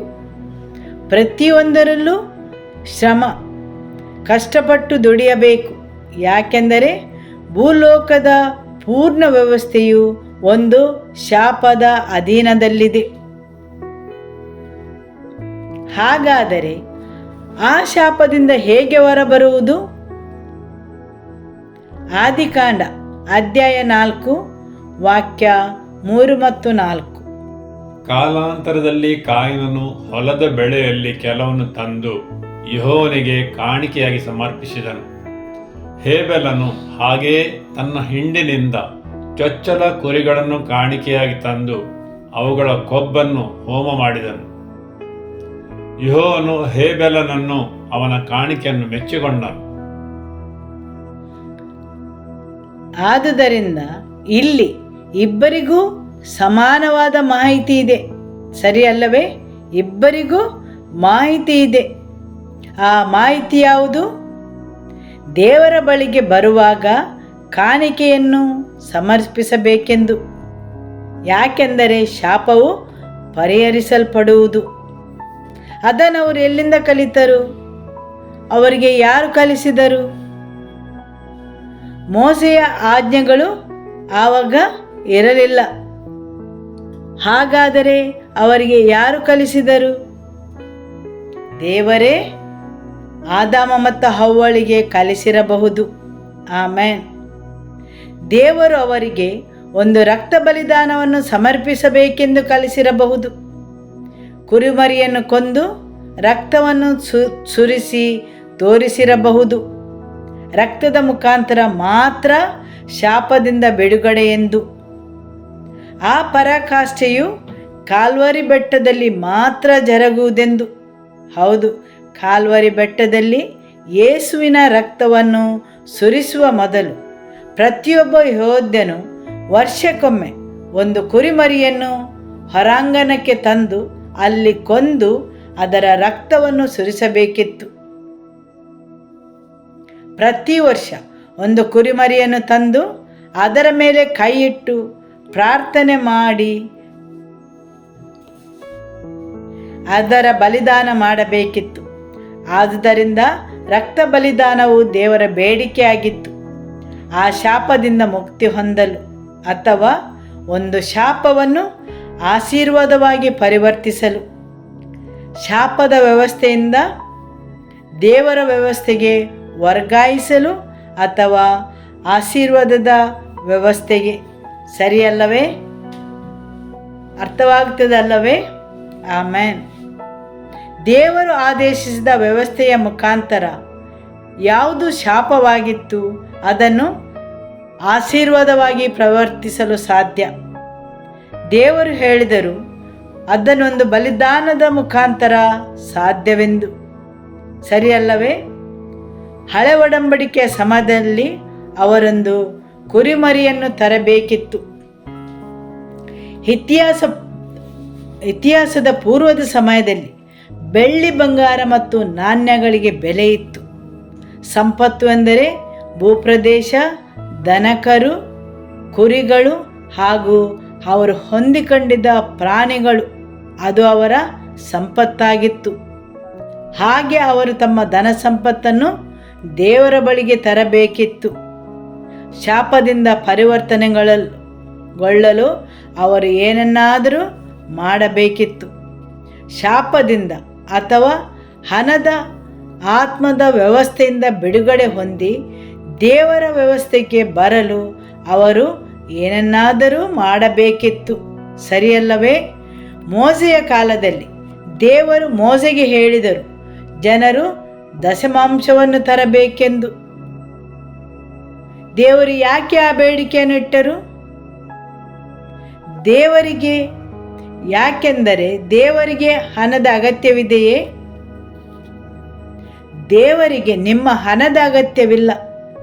ಆದರೆ ಆ ಶಾಪದಿಂದ ನಿಮಗೆ ಬಿಡುಗಡೆ ನೀಡಿ ದೇವರ ವ್ಯವಸ್ಥೆಗೆ ನಿಮ್ಮನ್ನು ತರುವುದೇ ಆತನ ಉದ್ದೇಶ. ಆಮೆನ್. ದೇವರಿಗೆ ನಿಮ್ಮ ಹಣದ ಅಗತ್ಯವಿಲ್ಲ. ಆದರೆ ದೇವರ ಸಾಮ್ರಾಜ್ಯಕ್ಕೋಸ್ಕರ ಹಣದ ಅಗತ್ಯವಿದೆ. ದೇವರ ವಾಕ್ಯವನ್ನು ನೀಡಲು, ಸ್ವಾರ್ಥೆಯನ್ನು ಪ್ರಚಾರಪಡಿಸಲು, ದೊಡ್ಡ ದೊಡ್ಡ ಕನ್ವೆನ್ಷನ್ಗಳನ್ನು ಏರ್ಪಡಿಸಲು ಖಂಡಿತವಾಗಿಯೂ ಹಣದ ಅಗತ್ಯವಿದೆ. ಆದರೆ ದೇವರಿಗೆ ಹಣದ ಅಗತ್ಯವಿಲ್ಲ. ದೇವರ ಸೇವಕರು ಆ ಹಣವನ್ನು ದುರುಪಯೋಗಪಡಿಸಿರಬಹುದು, ಸ್ವಂತ ಖರ್ಚಿಗೆ ಉಪಯೋಗಿಸಿರಬಹುದು.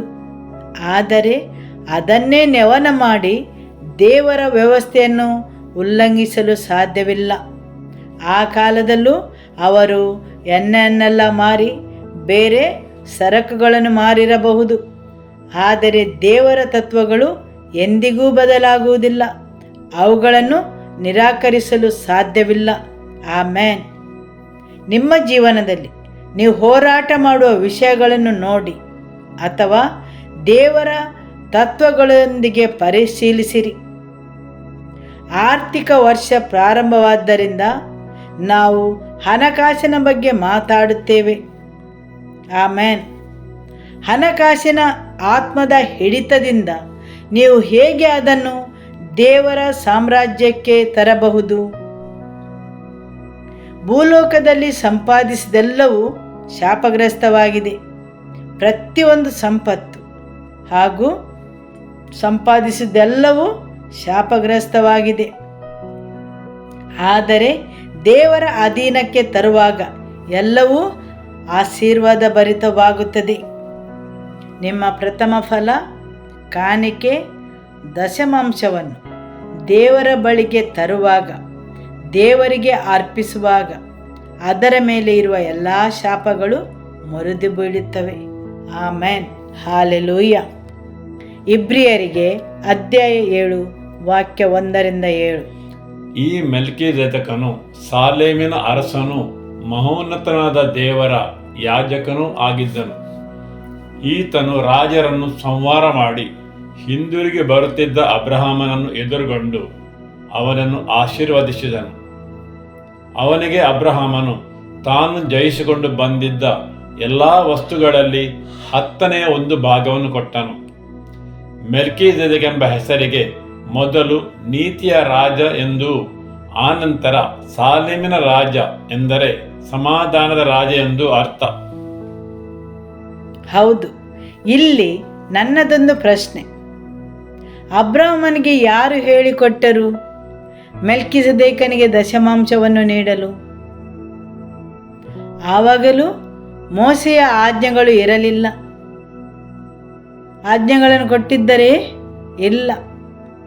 ದೇವರ ವಾಕ್ಯ ಹೇಳುತ್ತದೆ, ದೇವರು ಹೊರಗೆ ಕರೆದ ಈ ಮನುಷ್ಯನು ಅನ್ಯ ಜಾತಿಯವನು, ವಿಗ್ರಹ ಆರಾಧಕನು.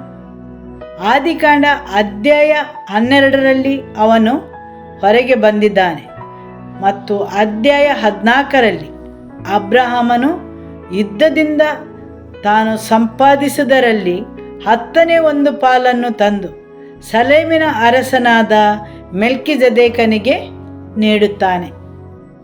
ಮೆಲ್ಕಿಜೆದೇಕೆಂದರೆ ಯಾರು? ದೇವರ ವಾಕ್ಯ ಹೇಳ್ತದೆ, ಆತನು ದೇವರ ಯಾಜಕನಾಗಿದ್ದನು. ಆತನು ಎಲ್ಲಿಂದ ಬಂದನು? ಆತನ ವಂಶಾವಳಿಯು ತಿಳಿದಿಲ್ಲ. ಆತನು ಸಲೇಮಿನ ರಾಜ್ಯ ಮಾತ್ರವಲ್ಲ, ಅಬ್ರಾಮನ ಹೊರತಾಗಿಯೂ ಬೇರೊಬ್ಬರು ದೇವರನ್ನು ತಿಳಿದಿದ್ದಾರೆ ಮತ್ತು ದೇವರ ಸೇವೆಯನ್ನು ಮಾಡಿದ್ದಾರೆ. ಆತನು ಅಬ್ರಹಾಮನಿಗಿಂತ ಶ್ರೇಷ್ಠನು. ಆತನನ್ನು ಸಲೇಮಿನ ರಾಜ, ಸಮಾಧಾನದ ರಾಜನೆಂದು ಕರೆಯುತ್ತಾರೆ. ಇಲ್ಲಿ ಸಣ್ಣವನು ಶ್ರೇಷ್ಠನಾದವನಿಗೆ ನೀಡುತ್ತಾನೆ. ಅಬ್ರಹಾಮನು ಕಾಣಿಕೆಯನ್ನು ಅರ್ಪಿಸುತ್ತಾನೆ. ನಂತರ ಅವನು ತನ್ನ ಆಶೀರ್ವಾದಗಳನ್ನು ಪಡೆಯುತ್ತಾನೆ. ಅಬ್ರಹಾಮನು ತನ್ನ ಆ ಆಶೀರ್ವಾದಗಳಿಗೆ ಪ್ರವೇಶಿಸುವ ಮೊದಲು ತಾನು ಸಂಪಾದಿಸಿದ್ದೆಲ್ಲವನ್ನು ದೇವರ ಬಳಿಗೆ ತರಬೇಕಿತ್ತು, ದೇವರಿಗೆ ಸಮರ್ಪಿಸಬೇಕಿತ್ತು. ಆಮೆನ್. ಅಬ್ರಹಾಮನು ದೇವರಿಂದ ಕರೆಯಲ್ಪಟ್ಟವನು. ಅವನ ಮೇಲೆ ಪ್ರವಾದನೆ ಇದೆ. ಆದರೆ ಆ ಆಶೀರ್ವಾದಗಳಿಗೆ ಪ್ರವೇಶಿಸಬೇಕಾದರೆ ಈ ಎಲ್ಲ ಸನ್ನಿವೇಶಗಳನ್ನು ಹಾದು ಹೋಗಬೇಕಿತ್ತು. ಆಮೆನ್. ಅದನ್ನು ಪ್ರವೇಶಿಸಲು ಅವನು ಕೆಲವು ಕಾರ್ಯಗಳನ್ನು ಮಾಡಬೇಕಿತ್ತು. ಆಜ್ಞೆಗಳನ್ನು ನೀಡುವ ಮೊದಲೇ ದೇವರು ಅವನಿಗೆ ಕಲಿಸಿದ್ದಾನೆ.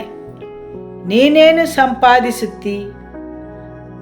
ಆ ಶಾಪಭರಿತವಾದುದನ್ನು ಮೊದಲು ನನಗೆ ಸಮರ್ಪಿಸಬೇಕು ಅಥವಾ ನನ್ನ ಯಾಜಕನಿಗೆ ನೀಡಬೇಕು. ಆವಾಗ ಈ ಲೋಕದ ರಾಜನಿಗೆ ಅದರ ಮೇಲೆ ಇದ್ದ ಹಿಡಿತವು ಮುರಿದು ಬೀಳುತ್ತದೆ. ಆ ಶಾಪಗಳನ್ನು ನಿರಾಕರಿಸುವಂತಿಲ್ಲ, ಸರಿಯಲ್ಲವೇ? ಹೌದು. ಅಬ್ರಹಾಮನು ಒಂದು ಆಶೀರ್ವಾದವಾಗುವ ಮೊದಲು ಅವನು ಕೆಲವೊಂದು ಕಾರ್ಯಗಳನ್ನು ಮಾಡಬೇಕಿತ್ತು. ಹಣಕಾಸಿನ ಆಶೀರ್ವಾದಗಳನ್ನು ಆನಂದಿಸುವ ಮೊದಲು ಅವನು ಹಣಕಾಸಿನ ವ್ಯವಸ್ಥೆಗೆ ವಿಧೇಯನಾಗಬೇಕಾಗಿತ್ತು. ದೇವರ ಮಾರ್ಗದಲ್ಲಿ ಕೆಲಸಗಳನ್ನು ಮಾಡಬೇಕಿತ್ತು. ಆಮೆನ್. ಹಾಲೆಲೂಯ. ಪ್ರಾಪಂಚಿಕ ಜನರು ಅಭಿವೃದ್ಧಿ ಹೊಂದುವುದನ್ನು, ಅಧಿಕವಾಗಿ ಅಭಿವೃದ್ಧಿ ಹೊಂದುವುದನ್ನು ನೋಡುತ್ತೀರಿ, ಸರಿಯಲ್ಲವೇ?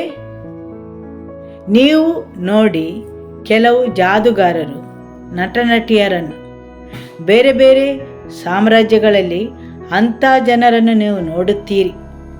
ಅವರು ಹೊಂದಿರುವ ಒಡಂಬಡಿಕೆಗಳನ್ನು ನೋಡಿ. ಕೆಲವು ಜಾದುಗಾರರು ಸತ್ತ ದೇಹದೊಂದಿಗೆ ಮಲಗುತ್ತಾರೆ ಅಥವಾ ಸತ್ತ ದೇಹದ ಭಾಗಗಳೊಂದಿಗೆ. ಅಂಥವರನ್ನು ಬೈಬಲ್ ಹೇಳುತ್ತದೆ ಪ್ರೇತವಿದ್ಯೆದಾರರೆಂದು. ಅವುಗಳು ಆವಾಹನೆ ಮಾಡುವ ಆತ್ಮಗಳು. ಅವರು ಅವುಗಳನ್ನು ಆರಾಧಿಸುತ್ತಾರೆ. ಅಂಥ ಅನೇಕ ಕಾರ್ಯಗಳನ್ನು ಅವರು ಮಾಡುತ್ತಾರೆ. ಆದರೆ ಅವರ ಒಪ್ಪಂದ ಯಾರೊಡನೆ? ಈ ಪ್ರಪಂಚದ ರಾಜಕುಮಾರನೊಡನೆ, ಸರಿಯಲ್ಲವೇ? ಆ ಒಪ್ಪಂದದಿಂದಾಗಿ ಆ ಆತ್ಮಗಳು ಅವರನ್ನು ಹರಸುತ್ತವೆ. ಆದುದರಿಂದ ನೀವು ನೋಡುತ್ತೀರಿ ಅವರು ಅತಿಯಾಗಿ ಅಭಿವೃದ್ಧಿ ಹೊಂದುವುದನ್ನು. ಆದರೆ ಆ ಆತ್ಮಗಳನ್ನು ಕೇಳಿದ್ದನ್ನು ಈ ಜನರು ಮಾಡಬೇಕಾಗುತ್ತದೆ. ಅದು ಅವರ ಒಪ್ಪಂದ. ಅದನ್ನು ಈ ಜನರು ಇಟ್ಟುಕೊಳ್ಳಬೇಕು. ಕೆಲವೊಮ್ಮೆ ರಕ್ತ ಬಲಿದಾನವನ್ನು ಅವರು ನೀಡಬೇಕಾಗುತ್ತದೆ. ದೇವರ ರಾಜ್ಯದಲ್ಲಿ ದೇವರ ಬೇಡಿಕೆಯ ಎಲ್ಲ ನಕಲನ್ನು ಈ ಆತ್ಮಗಳು ಮಾಡುತ್ತವೆ. ಅದು ಪ್ರಾಣಿ ಬಲಿ, ನರಬಲಿ ಯಾವುದೂ ಆಗಿರಬಹುದು.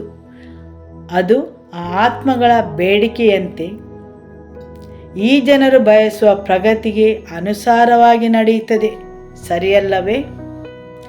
ದೇವರ ಸತ್ಯಕ್ಕೆ ಮತ್ತು ತತ್ವಕ್ಕೆ ಅನುಗುಣವಾಗಿ ಪ್ರತಿಯಾಗಿ ವೈರಿಯು ಎಲ್ಲ ನಕಲನ್ನು ಉಪಯೋಗಿಸಿ ಅದನ್ನು ಭ್ರಷ್ಟ ಮಾಡಿದ್ದಾನೆ. ಅದೇ ರೀತಿ ನೀವು ರಕ್ಷಣೆ ಹೊಂದಲು ತತ್ವಗಳು ಮತ್ತು ವ್ಯವಸ್ಥೆ ಇದೆ. ನೀವು ಮೊದಲು ಸ್ವಾರ್ಥೆಯನ್ನು ಕೇಳಬೇಕು, ನಿಮ್ಮ ಹೃದಯದಲ್ಲಿ ನಂಬಬೇಕು, ನಿಮ್ಮ ರಕ್ಷಣೆಯನ್ನು ನೀವು ಸ್ವೀಕರಿಸಬೇಕು. ಹಾಗೂ ಪ್ರತಿಯೊಂದು ವ್ಯವಸ್ಥಿತ ರೀತಿಯಲ್ಲಿ ಜರುಗಬೇಕು. ಯಾರಾದರೂ ಸುವಾರ್ತೆಯನ್ನು ಕೇಳಲಿಲ್ಲವಾದರೆ ಅವರಿಗೆ ಮೊದಲು ದೇವರ ವಾಕ್ಯವನ್ನು ಬೋಧಿಸಬೇಕು. ರಕ್ಷಣೆಯ ಸುವಾರ್ತೆಯನ್ನು ಕೇಳಿ ಅವರು ಅದನ್ನು ಅಂಗೀಕರಿಸಬೇಕು. ಹೌದು, ಅದರಲ್ಲಿ ತತ್ವಗಳಿವೆ. Amen, hallelujah. ಯೋಹಾನ ಅಧ್ಯಾಯ 13 ವಾಕ್ಯ 29ರಲ್ಲಿ ಯೇಸು ಸೇವೆಯಲ್ಲಿರುವಾಗ ಆತನಿಗೆ ಹಣಕಾಸು ಕಾರ್ಯದರ್ಶಿ ಇದ್ದರು, ಖಜಾಂಚಿ. ಅವನ್ಯಾರು? ಅವನು ಯೂದನು. ಯೇಸು ರೊಟ್ಟಿಯನ್ನು ಮುರಿದು ಅದನ್ನು ಹೆಚ್ಚಿಸಿದ ಹಾಗೆ ಯೇಸು ಹಣವನ್ನು ಯಾಕೆ ಹೆಚ್ಚಿಸಲಿಲ್ಲ? ದೇವರ ಮಗ ರೊಟ್ಟಿಯನ್ನು ಮುರಿದು ಹಂಚಿದ ಅಂಥವನಿಗೆ ಯಾಕೆ ಒಬ್ಬ ಖಜಾಂಚಿ ಬೇಕಿತ್ತು? ಅವರು ಒಂದು ಪ್ರದೇಶದಿಂದ ಬೇರೊಂದು ಪ್ರದೇಶಕ್ಕೆ ಹೋಗುವಾಗ ಅವರ ಹಣಕಾಸಿನ ವ್ಯವಸ್ಥೆಯನ್ನು ನೋಡಿಕೊಳ್ಳಲು ಅದನ್ನು ಯಾರು ಕೊಟ್ಟರು? ಲೂಕ ಅಧ್ಯಾಯ 8 ವಾಕ್ಯ 1-3. ತರುವಾಯ ಯೇಸು ದೇವರ ರಾಜ್ಯದ ಸುವಾರ್ತೆಯನ್ನು ಸಾರುತ್ತಾ ಊರುಗಳಲ್ಲಿಯೂ ಗ್ರಾಮಗಳಲ್ಲಿಯೂ ಸಂಚರಿಸಿದನು. ಆತನು ಏನು ಮಾಡಿದನು? ಊರುಗಳಲ್ಲಿಯೂ ಗ್ರಾಮಗಳಲ್ಲಿಯೂ ಸಂಚರಿಸುತ್ತಾ ಆತನ ಶಿಷ್ಯರೊಂದಿಗೆ ಸುವಾರ್ತೆಯನ್ನು ಸಾರುತ್ತಾ ಹೋದನು. ಮುಂದುವರಿಸುವ. ಆತನ ಸಂಗಡ 12 ಮಂದಿ ಶಿಷ್ಯರು ದೆವ್ವಗಳ ಕಾಟದಿಂದಲೂ ರೋಗಗಳಿಂದಲೂ ಗುಣ ಹೊಂದಿದ ಕೆಲವು ಮಂದಿ ಹೆಂಗಸರು ಸಹ ಇದ್ದರು. ಈ ಹೆಂಗಸರು ಯಾರ್ಯಾರೆಂದರೆ 7 ದುರಾತ್ಮಗಳಿಂದ ಬಿಡುಗಡೆ ಹೊಂದಿದ್ದ ಮಗ್ದಲದ ಮರಿಯಳು, ಹೆರೋದನ ಮನೆಯ ಮೇಲ್ವಿಚಾರಕನಾದ ಕೂದನ ಹೆಂಡತಿ ಯೋನಳು, ಸೂಸನ್ನಳು, ಇನ್ನೂ ಬೇರೆ ಅನೇಕರು. ಇವರು ತಮ್ಮ ಸ್ವಂತ ಆಸ್ತಿಯಿಂದ ಅವರಿಗೆ ಉಪಚಾರ ಮಾಡುತ್ತಿದ್ದರು. ಹೌದು, ತಮ್ಮ ಸ್ವಂತ ಆಸ್ತಿಯಿಂದ ಅನೇಕರು ಆತನ ಸೇವೆಗೆ ಉಪಚಾರ ಮಾಡುತ್ತಿದ್ದರು ಮತ್ತು ಅದನ್ನು ನಿರ್ವಹಿಸಲು ಆತನಿಗೆ ಒಬ್ಬ ಮನುಷ್ಯನ ಅಗತ್ಯವಿತ್ತು. ಸರಿಯಲ್ಲವೇ? ದೇವರ ರಾಜ್ಯವಾಗಲಿ ಕತ್ತಲೆಯ ರಾಜ್ಯವಾಗಲಿ ಇಬ್ಬರೂ ಹಣವನ್ನು ಉಪಯೋಗಿಸುತ್ತಾರೆ ಅವರ ಎಲ್ಲ ಆರಾಧನೆಗಳಿಗೆ ಮತ್ತು ಅವರ ಸಮಾಜ ಸೇವೆಯಂಥ ಕಾರ್ಯಗಳಿಗೆ. ಹಾಗೂ ಯಾರೆಲ್ಲ ಅವರಲ್ಲಿ ಒಪ್ಪಂದ ಮಾಡಿದ್ದಾರೆ ಅವರು ಅದಕ್ಕೋಸ್ಕರ ಹಣವನ್ನು ಒದಗಿಸುತ್ತಾರೆ. ಸರಿಯಲ್ಲವೇ? ದೇವರು ಯಾರನ್ನು ಉಪಯೋಗಿಸುತ್ತಾರೆ? ಜನರನ್ನು ಉಪಯೋಗಿಸುತ್ತಾರೆ, ನನ್ನನ್ನು ಮತ್ತು ನಿಮ್ಮನ್ನು. ಯಾರಾದರೂ ದೇವರ ಸುವಾರ್ತೆಯನ್ನು ಕೇಳಬೇಕಾದರೆ ಬೇರೆ ಯಾರಾದರೂ ಅದರ ಬಗ್ಗೆ ಮಾತಾಡಬೇಕು. ಸರಿಯಲ್ಲವೇ? ಆದುದರಿಂದ ಈ ಸಮಯದಲ್ಲಿ ದೇವರು ನಿಮ್ಮ ಬಾಯಿಯನ್ನು ತೆರೆಯಲಿ, ಜನರನ್ನು ಒಟ್ಟುಗೂಡಿಸಲಿ. ಯಾಕೆಂದರೆ ನೀವು ದೇವರ ವಾಕ್ಯವನ್ನು ಸುವಾರ್ತೆಯನ್ನು ಘೋಷಿಸುವಂತೆ. ಆಮೆನ್. ದೇವರು ಮನುಷ್ಯರನ್ನು ತನ್ನ ಪಾತ್ರೆಯಾಗಿ ಉಪಯೋಗಿಸುತ್ತಾರೆ. ಅದೇ ರೀತಿ ಸೈತಾನನು ಉಪಯೋಗಿಸುತ್ತಾನೆ. ದೇವರು ಯಾರು ಆತನೊಂದಿಗೆ ಒಪ್ಪಂದವನ್ನು ಮಾಡಿದ್ದಾರೆ ಅವರನ್ನು ಸುವಾರ್ತೆಯನ್ನು ಸಾರಲು ಉಪಯೋಗಿಸುತ್ತಾನೆ. ಅದೇ ರೀತಿ ಸೈತಾನನು ತನ್ನಲ್ಲಿ ಒಪ್ಪಂದ ಮಾಡಿದವರನ್ನು ಸುವಾರ್ತೆಯನ್ನು ವಿರೋಧಿಸಲು ಉಪಯೋಗಿಸುತ್ತಾನೆ. ಸರಿಯಲ್ಲವೇ? ಹೌದು. ಕ್ರಿಸ್ತ ವಿರೋಧಿಯ ಆಳ್ವಿಕೆಯು ಬರುವ ಮೊದಲು ಪ್ರಪಂಚದಲ್ಲಿ ಒಂದು ಮಹಾ ಉಜ್ಜೀವನವು ಬರಲಿದೆ. ಅದು ಇಡೀ ಪ್ರಪಂಚದಲ್ಲಿ. ಮತ್ತು ಈಗಿನ ವಿಶ್ವಾಸಿಗಳು ಆ ಉಜ್ಜೀವನಕ್ಕಾಗಿ ತಮ್ಮ ಧನ ಸಹಾಯವನ್ನು ನೀಡುವರು. ಆಮೆನ್. ಯಾರು ಕ್ರಿಸ್ತನನ್ನು ತಿಳಿದರೋ ಅವರು ಯೇಸುವಿಗೆ ಮತ್ತು ಆತನ ಶಿಷ್ಯರಿಗೆ ಊರಿಂದ ಊರಿಗೆ ದೇವರ ವಾಕ್ಯವನ್ನು ಪ್ರಚಾರಪಡಿಸಲು ತಮ್ಮ ಸ್ವಂತ ಆಸ್ತಿಯಿಂದ ಉಪಚಾರ ಮಾಡುತ್ತಿದ್ದರು. ಈಗ ಅಂತಹ ಇನ್ನೊಂದು ಮಹಾ ಉಜ್ಜೀವನವು ಇಷ್ಟರವರೆಗೆ ಪ್ರಪಂಚದಲ್ಲಿ ಜರುಗದಂತಹ, ಇತಿಹಾಸದಲ್ಲಿ ರೆಕಾರ್ಡ್ ಆಗದಂತಹ ಒಂದು ಉಜ್ಜೀವನವು ಬರಲಿದೆ. ಅದನ್ನು ಕೊನೆಯ ಕಾಲದ ಉಜ್ಜೀವನವೆಂದು ಕರೆಯುತ್ತಾರೆ. ಯಾರೂ ಕೇಳದಂತಹ, ಅನುಭವಿಸದಂತಹ ಸಂಗತಿಗಳು ಜರುಗು. ದೇವರ ಒಂದು ಮಹಾ ಉಜ್ಜೀವನ, ಕೊನೆಯ ಉಜ್ಜೀವನ ಪ್ರಪಂಚದಾದ್ಯಂತ ಬರಲಿರುವುದು. ಮತ್ತು ದೇವರು ಈಗಿನ ವಿಶ್ವಾಸಿಗಳನ್ನು ಆತನ ಜೊತೆ ಒಪ್ಪಂದ ಮಾಡಿದವರು ಈ ಉಜ್ಜೀವನಗೋಸ್ಕರ ಧನ ಸಹಾಯ ಮಾಡಲು ಉಪಯೋಗಿಸುವರು. ಆಮೆನ್. ಯಾರು ಈ ದೇವರ ದರ್ಶನೆಗೆ ಸರಿಯಾಗಿ ನಡೆದುಕೊಳ್ಳುತ್ತಾರೆ ಅಂಥವರನ್ನು ದೇವರು ಅಭಿವೃದ್ಧಿಪಡಿಸುತ್ತಾರೆ. ನಿಮ್ಮ ಗಣನೆಗೂ ಮೀರಿ ನಿಮ್ಮಿಂದ ಅದು ಯೋಚಿಸಲು ಅಸಾಧ್ಯವಾಗಿರುತ್ತದೆ. ಆ ರೀತಿ ದೇವರು ನಿಮ್ಮನ್ನು ಅಭಿವೃದ್ಧಿಪಡಿಸುತ್ತಾರೆ. ಆಮೆನ್. ಹಾಲೆಲೂಯ. ಹೌದು, ಅಂಥವರನ್ನು ಮಿತಿಮೀರಿ ಅಭಿವೃದ್ಧಿಪಡಿಸುತ್ತಾರೆ. ಯಾಕೆಂದರೆ ದೇವರಿಗೆ ಅವರಲ್ಲಿ ಒಂದು ಉದ್ದೇಶವಿದೆ. ಹಾಲೆಲೂಯ. ದೇವರು ಮಾಡುವುದೆಲ್ಲವೂ ಒಂದು ಉದ್ದೇಶಗೋಸ್ಕರ. ಅನೇಕ ಸಲ ಜನರು ತಪ್ಪುಗಳನ್ನು ಮಾಡಿ ದೇವರ ಮಾರ್ಗ ಮತ್ತು ಉದ್ದೇಶದಿಂದ ದೂರ ಸರಿಯುತ್ತಾರೆ. ದೇವರ ಉದ್ದೇಶವು ಉಳಿಯುತ್ತದೆ. ಹಾಲೆಲೂಯ. ದೇವರ ಉದ್ದೇಶವು ಉಳಿಯುತ್ತದೆ. ಜನರು ತಪ್ಪು ಮಾಡಿ ದೂರ ಸರಿದರೂ ದೇವರ ಉದ್ದೇಶವು ಉಳಿಯುತ್ತದೆ. ಆಮೆನ್. ಪವಿತ್ರಾತ್ಮನಿಂದಾಗಿ ಪ್ರಪಂಚದಾದ್ಯಂತ ಮಹಾ ಉಜ್ಜೀವನ ಬರಲಿದೆ. ಇದಕ್ಕಾಗಿ ಜನರು ಪ್ರಯಾಣ ಮಾಡಬೇಕಾಗಬಹುದು. ದೂರ ದೂರ ಊರಿಗೆ ಹೋಗಿ ಅಲ್ಲಿ ನಿಲ್ಲಬೇಕಾಗಬಹುದು. ಅದಕ್ಕಾಗಿ ಈಗಿನ ಪ್ರಪಂಚದಾದ್ಯಂತ ಇರುವ ವಿಶ್ವಾಸಿಗಳು ಧನ ಸಹಾಯ ಮಾಡುವರು. ಅದಕ್ಕಾಗಿ ದುಡಿಯುವರು ಮತ್ತು ಅದನ್ನು ಮುಂದುವರಿಸಿಕೊಂಡೊಯ್ಯುವರು. ಇಲ್ಲಿ ದೇವರಿಗೆ ಹಣದ ಅಗತ್ಯವಿಲ್ಲ, ಆದರೆ ಆತನ ಸಾಮ್ರಾಜ್ಯಕ್ಕೆ ಅದರ ಅಗತ್ಯವಿದೆ. ಆಮೆನ್. ಆದುದರಿಂದ ದೇವರು ಮನುಷ್ಯರನ್ನು, ಅಂದರೆ ವಿಶ್ವಾಸಿಗಳನ್ನು ಶ್ರೀಮಂತರನ್ನಾಗಿ ಅಭಿವೃದ್ಧಿಗೊಳಿಸುತ್ತಾರೆ. ಅದಕ್ಕಾಗಿ ವಿಶ್ವಾಸಿಗಳಲ್ಲಿ ಬಹುದೊಡ್ಡ ಮಟ್ಟದ ಆರ್ಥಿಕ ಅಭಿವೃದ್ಧಿಯು ಬರುವುದು. ಆತನಲ್ಲಿ ಒಪ್ಪಂದ ಮಾಡಿಕೊಂಡವರಲ್ಲಿ. ಆಮೆನ್. ಯಾವಾಗ ನಿಮ್ಮ ಮನಸ್ಸು ಮತ್ತು ಗುರಿಯು ದೇವರ ಉದ್ದೇಶಕ್ಕೆ ಅನುಗುಣವಾಗಿ ಇದ್ದರೆ ನಿಮ್ಮಲ್ಲಿ ನಿಮ್ಮ ಪರಿಕಲ್ಪನೆಗೂ ಮೀರಿದ ಅಭಿವೃದ್ಧಿ ಬರುವುದು. ಆಮೆನ್. ಅದರ ಮಾರ್ಗಗಳು ನಿಮ್ಮ ಆಲೋಚನೆಗಳಿಗೆ ಸಿಗದಂಥವುಗಳು. ಮನುಷ್ಯನಿಗೆ ಯಾವುದು ಅಸಾಧ್ಯವೋ ದೇವರಿಗೆ ಎಲ್ಲವೂ ಸಾಧ್ಯ. ಆಮೆನ್. ನೀವು ಯೋಚಿಸಬಹುದು, ಅದು ಹೇಗೆ ಸಾಧ್ಯ? ನನ್ನ ಜೀವನವು ಹೀಗೆ ಇದೆಯಲ್ಲ ಎಂದು ಅದನ್ನು ನೀವು ಯೋಚಿಸಬಹುದು. ಆದರೆ ದೇವರ ವಾಕ್ಯ ಹೇಳುತ್ತದೆ, ಮನುಷ್ಯನಿಗೆ ಯಾವುದು ಅಸಾಧ್ಯವೋ ದೇವರಿಗೆ ಎಲ್ಲವೂ ಸಾಧ್ಯ. ಆಮೆನ್. ಅದೆಲ್ಲವೂ ಆತನ ಉದ್ದೇಶಗೋಸ್ಕರ. ಆತನಿಗೆ, ದೇವರಿಗೆ ಉದ್ದೇಶವಿದೆ. ಮನುಷ್ಯನ ಕಲ್ಪನೆಗೂ ಮೀರಿದ ಎರಡು ಸಂಗತಿಗಳು ವಿಶ್ವಾಸಿಗಳ ಜೀವನದಲ್ಲಿ ಜರುಗು.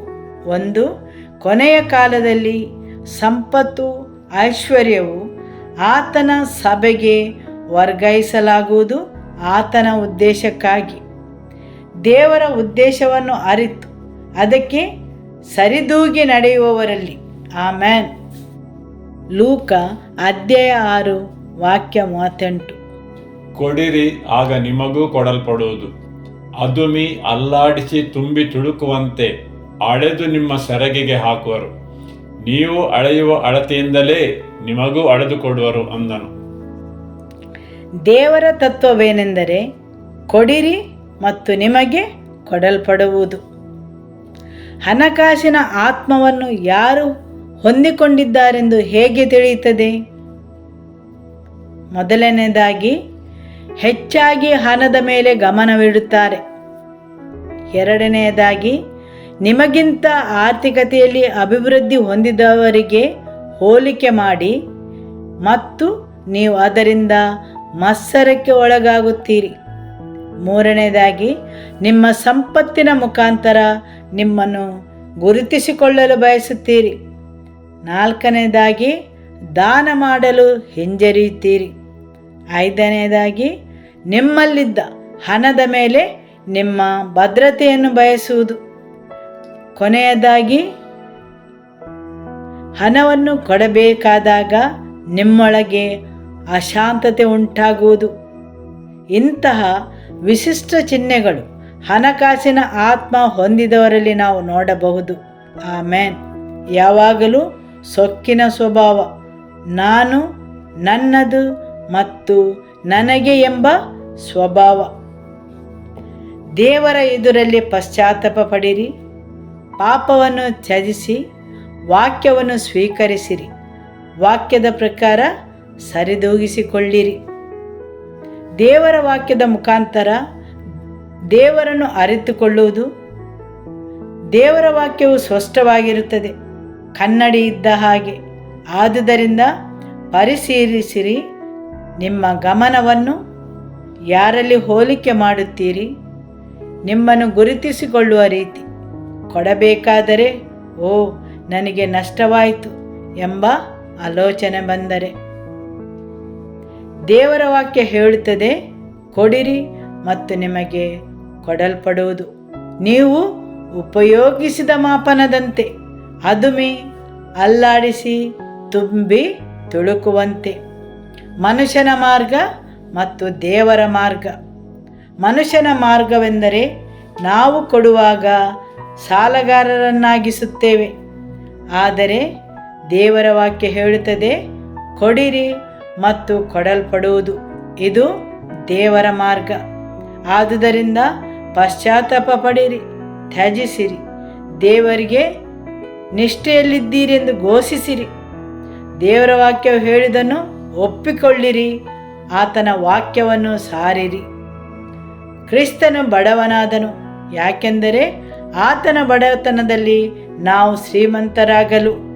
ಯಾವುದೇ ಕೊರತೆಯು ಒಂದು ಶಾಪವಾಗಿದೆ. ದೇವರ ವಾಕ್ಯ ಹೇಳುವುದಿಲ್ಲ ಪ್ರತಿಯೊಂದು ಹೇರಳವಾಗಿರುತ್ತದೆಂದು, ಆದರೆ ದೇವರ ವಾಕ್ಯ ಹೇಳುತ್ತದೆ ನಿಮಗೆ ಪ್ರತಿಯೊಂದರಲ್ಲೂ ಸಾಕಷ್ಟು ಇರಬೇಕೆಂದು. ಅದು ದೇವರ ವಾಗ್ದಾನ. ನಿಮಗೆಲ್ಲಿಯಾದರೂ ಕೊರತೆ ಇದ್ದರೆ ನೀವು ಪರೀಕ್ಷಿಸಿಕೊಳ್ಳಬೇಕು. ಹೌದು, ನಿಮ್ಮ ಪರೀಕ್ಷೆಯ ಕಾಲ ಮತ್ತು ವಿಚಾರಣೆಯ ಕಾಲದಲ್ಲಿ ತೊಂದರೆಗಳು ಒಂದರ ಮೇಲೆ ಒಂದು ಬರುತ್ತಾ ಇದ್ದರೆ, ದೇವರ ವಾಕ್ಯ ಹೇಳುತ್ತದೆ, ನೀವು ನಿಮ್ಮನ್ನೇ ಪರಿಶೀಲಿಸಿ ಆ ತಪ್ಪುಗಳನ್ನು ಸರಿ ಮಾಡಿಕೊಳ್ಳಬೇಕು. ದೇವರ ವಾಕ್ಯ ಹೇಳುತ್ತದೆ, ನಿಮಗೆ ಪ್ರತಿಯೊಂದರಲ್ಲೂ ಸಾಕಷ್ಟು ಇರಬೇಕೆಂದು. ಆಮೇನ್. ನಿಮ್ಮ ನೆರೆಯವರನ್ನು ನೋಡಿ ಹೇಳಿ, ನಿಮಗೆ ಪ್ರತಿಯೊಂದರಲ್ಲೂ ಸಾಕಷ್ಟು ಇರಬೇಕು. ಸಾಕಷ್ಟು ಇರಬೇಕೆಂದು ದೇವರ ಉದ್ದೇಶವಾಗಿದೆ. ನಿಮಗೆ ಯಾವುದರಲ್ಲಿಯಾದರೂ ಕೊರತೆ ಇದ್ದರೆ ನೀವು ಅದನ್ನು ಸರಿಪಡಿಸಿಕೊಳ್ಳಬೇಕು. ಆಮೇನ್. ದೇವರ ವಾಕ್ಯದ ಮುಖಾಂತರ ನಿಮ್ಮನ್ನೇ ಪರಿಶೀಲಿಸಬೇಕು. ಕಾರಣವೇನೆಂದು. ಹಿಂದಿನ ಕ್ರೈಸ್ತ ಸಭೆಯನ್ನು ನೋಡಿದರೆ, ಅಪೊಸ್ತಲ ಕೃತ್ಯ ಅಧ್ಯಾಯ 4 ವಾಕ್ಯ 32ರಲ್ಲಿ ಯೇಸುವಿನ ಪ್ರಬಲವಾದ ಚಲನೆ ಇರುವಾಗ, ಹಲವಾರು ಜನರು ರಕ್ಷಣೆ ಹೊಂದುವಾಗ, ಜನರು ಆ ಉಜ್ಜೀವನದಲ್ಲಿ ಪಾಲುದಾರರಾಗುವಾಗ, ದೇವರ ವಾಕ್ಯ ಹೇಳುತ್ತದೆ, ಆಗಿನ ವಿಶ್ವಾಸಿಗಳು ತಮ್ಮದೆಲ್ಲವನ್ನು ಮಾರಿ ದೇವರ ಸಾಮ್ರಾಜ್ಯದ ಕಾರ್ಯಗಳಿಗೆ ತಂದುಕೊಟ್ಟರು. ಸರಿಯಲ್ಲವೇ? ಹೌದು. ಮೊದಲಿನ ಕ್ರೈಸ್ತ ಸಭೆಯ ಜನರು ತಮ್ಮದೆಲ್ಲ ಆಸ್ತಿಯನ್ನು ಮಾರಿ ಸುವಾರ್ತೆಗೆ ಸಹಾಯ ಮಾಡಿದರು. ಅವರು ಅದನ್ನು ಕೊನೆಯ ಉಜ್ಜೀವನವೆಂದು ಭಾವಿಸಿದ್ದರು. ಎಲ್ಲವನ್ನು ಇಟ್ಟುಕೊಂಡು ಏನು ಪ್ರಯೋಜನವಿಲ್ಲ, ಯೇಸು ಬರುವವರಿದ್ದಾರೆಂದು ಭಾವಿಸಿದ್ದರು. ಆದುದರಿಂದ ಎಲ್ಲವನ್ನು ಮಾರಿ ಅಪೊಸ್ತಲರ ಕಾಲಬುಡದಲ್ಲಿಡುತ್ತಿದ್ದರು, ಸುವಾರ್ತೆಯ ಕಾರ್ಯಗಳಿಗೋಸ್ಕರ. ಆಮೇನ್. ಆದರೆ ಅದು ಮುಂಗಾರು ಮಳೆಯಾಗಿತ್ತು. ಆದರೆ ಈಗಿನದು ಹಿಂಗಾರು ಮಳೆಯಾಗಿದೆ. ಅವರು ಅದನ್ನು ಮುಂಗಾರು ಮಳೆ ಎಂದು ಗುರುತಿಸಿಕೊಳ್ಳಲಿಲ್ಲ. ಈಗ ನಮಗೆ ದೊರೆಯುವುದು ಹಿಂಗಾರು ಮಳೆಯ ಅನುಭವವಾಗಿದೆ. ಪ್ರಬಲವಾದ ಪವಿತ್ರಾತ್ಮನ ಚಲನೆಯನ್ನು ನಾವು ನೋಡುತ್ತೇವೆ. ದೇವರು ಸಭೆಗಳನ್ನು ಚುರುಕುಗೊಳಿಸುತ್ತಾರೆ, ಪ್ರತಿಯೊಂದು ವಿಶ್ವಾಸಿಗಳನ್ನು ಚುರುಕುಗೊಳಿಸುತ್ತಾರೆ. ಆತನ ಮದುವನಗಿತ್ತಿಯನ್ನು ಸಿದ್ಧಪಡಿಸುತ್ತಾರೆ. ಹಾಲೆಲೂಯ. ಒಂದು ಉದ್ದೇಶಕ್ಕಾಗಿ. ಆಮೇನ್. ಸರಿಯಾದ ಗಮನದಿಂದ ಆ ಒಂದು ಉದ್ದೇಶಕ್ಕಾಗಿ. ಹಾಲೆಲೂಯ. ದೇವರಲ್ಲಿ ಪ್ರಾರ್ಥಿಸಿರಿ, ನಿಮ್ಮ ಉದ್ದೇಶವನ್ನು ಪ್ರಕಟಗೊಳಿಸಲು ಮತ್ತು ಆ ಉದ್ದೇಶಕ್ಕೆ ಪ್ರವೇಶಿಸಲು. ಆಮೇನ್. ಇವತ್ತು ಪಾಸ್ಟರ್ ರಾಜೇಶ್ ಹೇಳಿದರು, ನೀವು ಸಂಪಾದಿಸಿದೆಲ್ಲವನ್ನು ಖರ್ಚು ಮಾಡಿ ಬಿಡಬೇಡಿರಿ. ಉಳಿತಾಯ ಮಾಡುವ ಮನಸ್ಸುಳ್ಳವರಾಗಿರಿ, ಹೂಡಿಕೆ ಮಾಡುವ ಮನಸ್ಸುಳ್ಳವರಾಗಿರಿ. ಹಣಕಾಸಿನ ಸರಿಯಾದ ಉಪಯೋಗ, ವ್ಯವಸ್ಥಿತವಾದ ಖರ್ಚು ಮತ್ತು ಶಿಸ್ತು ಇರಲಿ. ನಿಮ್ಮ ಖರ್ಚಿನ ದಾಖಲೆ ಇಟ್ಟುಕೊಳ್ಳಿ, ಆವಾಗ ಯಾವುದಕ್ಕೆ ಎಷ್ಟು ಖರ್ಚು ಮಾಡಿದ್ದೀರೆಂದು ತಿಳಿಯುತ್ತದೆ. ನಿಮಗೆ ತಿಳಿದುದನ್ನು ಮಾತ್ರ ಮಾಡಿರಿ. ಆಮೇನ್. ಆದುದರಿಂದ ಈ ತಿಂಗಳಿನಲ್ಲಿ ದೇವರು ಹೊಸ ವಿಷಯಗಳನ್ನು ನಿಮ್ಮ ಜೀವನದಲ್ಲಿ ತೆರೆಯಲಿ, ಆತ್ಮಿಕವಾಗಿಯೂ ದೈಹಿಕವಾಗಿಯೂ. ಆಮೇನ್. ನೀವು ಪ್ರತಿಯೊಂದರಲ್ಲೂ ಸಾಕಷ್ಟು ಹೊಂದಿದವರಾಗಿರಿ. ಆಮೇನ್. ನೀವು ಕೊರತೆಯಲ್ಲಿರಬೇಕೆಂದು ದೇವರ ಇಚ್ಛೆ ಇಲ್ಲ, ಆದರೆ ನೀವು ಪ್ರತಿಯೊಂದರಲ್ಲೂ ಸಾಕಷ್ಟು ಹೊಂದಿದವರಾಗಿರಬೇಕೆಂದು. ದೇವರ ತತ್ವಗಳಿಗೆ ಸರಿದೂಗಿಕೊಳ್ಳಿರಿ, ಆತನ ಮಾರ್ಗಗಳನ್ನು ಅರಿಯಿರಿ. ನಿಮಗೆ ಬಲವನ್ನು ನೀಡುವವನು ದೇವರೇ ಆಗಿದ್ದಾನೆ. ದೇವರ ವಾಕ್ಯ ಹೇಳುತ್ತದೆ, ದೇವರನ್ನು ಗೌರವಿಸಿರಿ. ನಿಮ್ಮ ಸಂಪತ್ತನ್ನು ದೇವರಿಗೆ ಅರ್ಪಿಸುವಾಗ ನೀವು ದೇವರನ್ನು ಗೌರವಿಸುತ್ತೀರಿ. ದೇವರ ವಾಕ್ಯ ಹೇಳುತ್ತದೆ, ನಿಮ್ಮ ಪ್ರಥಮ ಫಲ, ದಶಮಾಂಶ ಮತ್ತು ಕಾಣಿಕೆಗಳಿಂದ ದೇವರನ್ನು ಗೌರವಿಸಿರೆಂದು. ದಶಮಾಂಶವು ಶಾಪಗಳನ್ನು ಮುರಿಯುತ್ತದೆ. ದಶಮಾಂಶವು ಸ್ವರ್ಗವನ್ನು ತೆರೆಯುತ್ತದೆ. ದಶಮಾಂಶವು ಭೂಮಿಯು ತನ್ನ ಹೆಚ್ಚುವಳಿಯನ್ನು ಹೆಚ್ಚಿಸುವಂತೆ ಮಾಡುತ್ತದೆ. ಕಾಣಿಕೆಯನ್ನು ಒಂದು ಬೀಜವಾಗಿ ನೀಡುವುದು. ದೇವರ ವ್ಯವಸ್ಥೆಯ ಪ್ರಕಾರ ದಶಮಾಂಶವನ್ನು ದೇವರಿಗೆ ಅರ್ಪಿಸುವಾಗ ಭೂಮಿಯ ಮೇಲಿದ್ದ ಶಾಪವು ಮುರಿಯುತ್ತದೆ. ಆದರೆ ನೀವು ಬೀಜವನ್ನು ಬಿತ್ತನೆ ಮಾಡದಿದ್ದರೆ ಅಲ್ಲಿ ಕೊಯ್ಲು ಇರುವುದಿಲ್ಲ. ಆದುದರಿಂದ ದೇವರ ವಾಕ್ಯ ಹೇಳುತ್ತದೆ, ಕೊಡಿರಿ ನಿಮಗೆ ಕೊಡಲ್ಪಡುವುದು, ಅಲ್ಲಾಡಿಸಿ ತುಂಬಿಸಿ ತುಳುಕುವಂತೆ. ಆಮೇನ್. ದಶಮಾಂಶ ಶಾಪವನ್ನು ಮುರಿದು 90% ನಿಮಗೆ ಹೆಚ್ಚಳವನ್ನು ತರುತ್ತದೆ.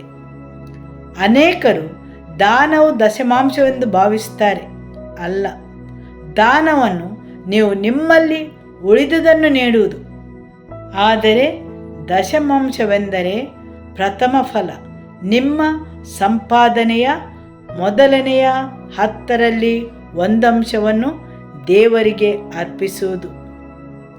ಮಲಾಕಿಯ ಪುಸ್ತಕದಲ್ಲಿ ಅಧ್ಯಾಯ 3 ವಾಕ್ಯ 9 ಮತ್ತು 10ರಲ್ಲಿ ಹೇಳಿದೆ, ದೇವರದನ್ನು ಕದಿಯುವುದು ನಿಮ್ಮ ದಶಮಾಂಶ ಮತ್ತು ಕಾಣಿಕೆಗಳಿಂದ. ದಾನವೆಂದರೆ ನಿಮ್ಮಲ್ಲಿ ಹೆಚ್ಚಾಗಿರುವುದನ್ನು ನೀಡುವುದು.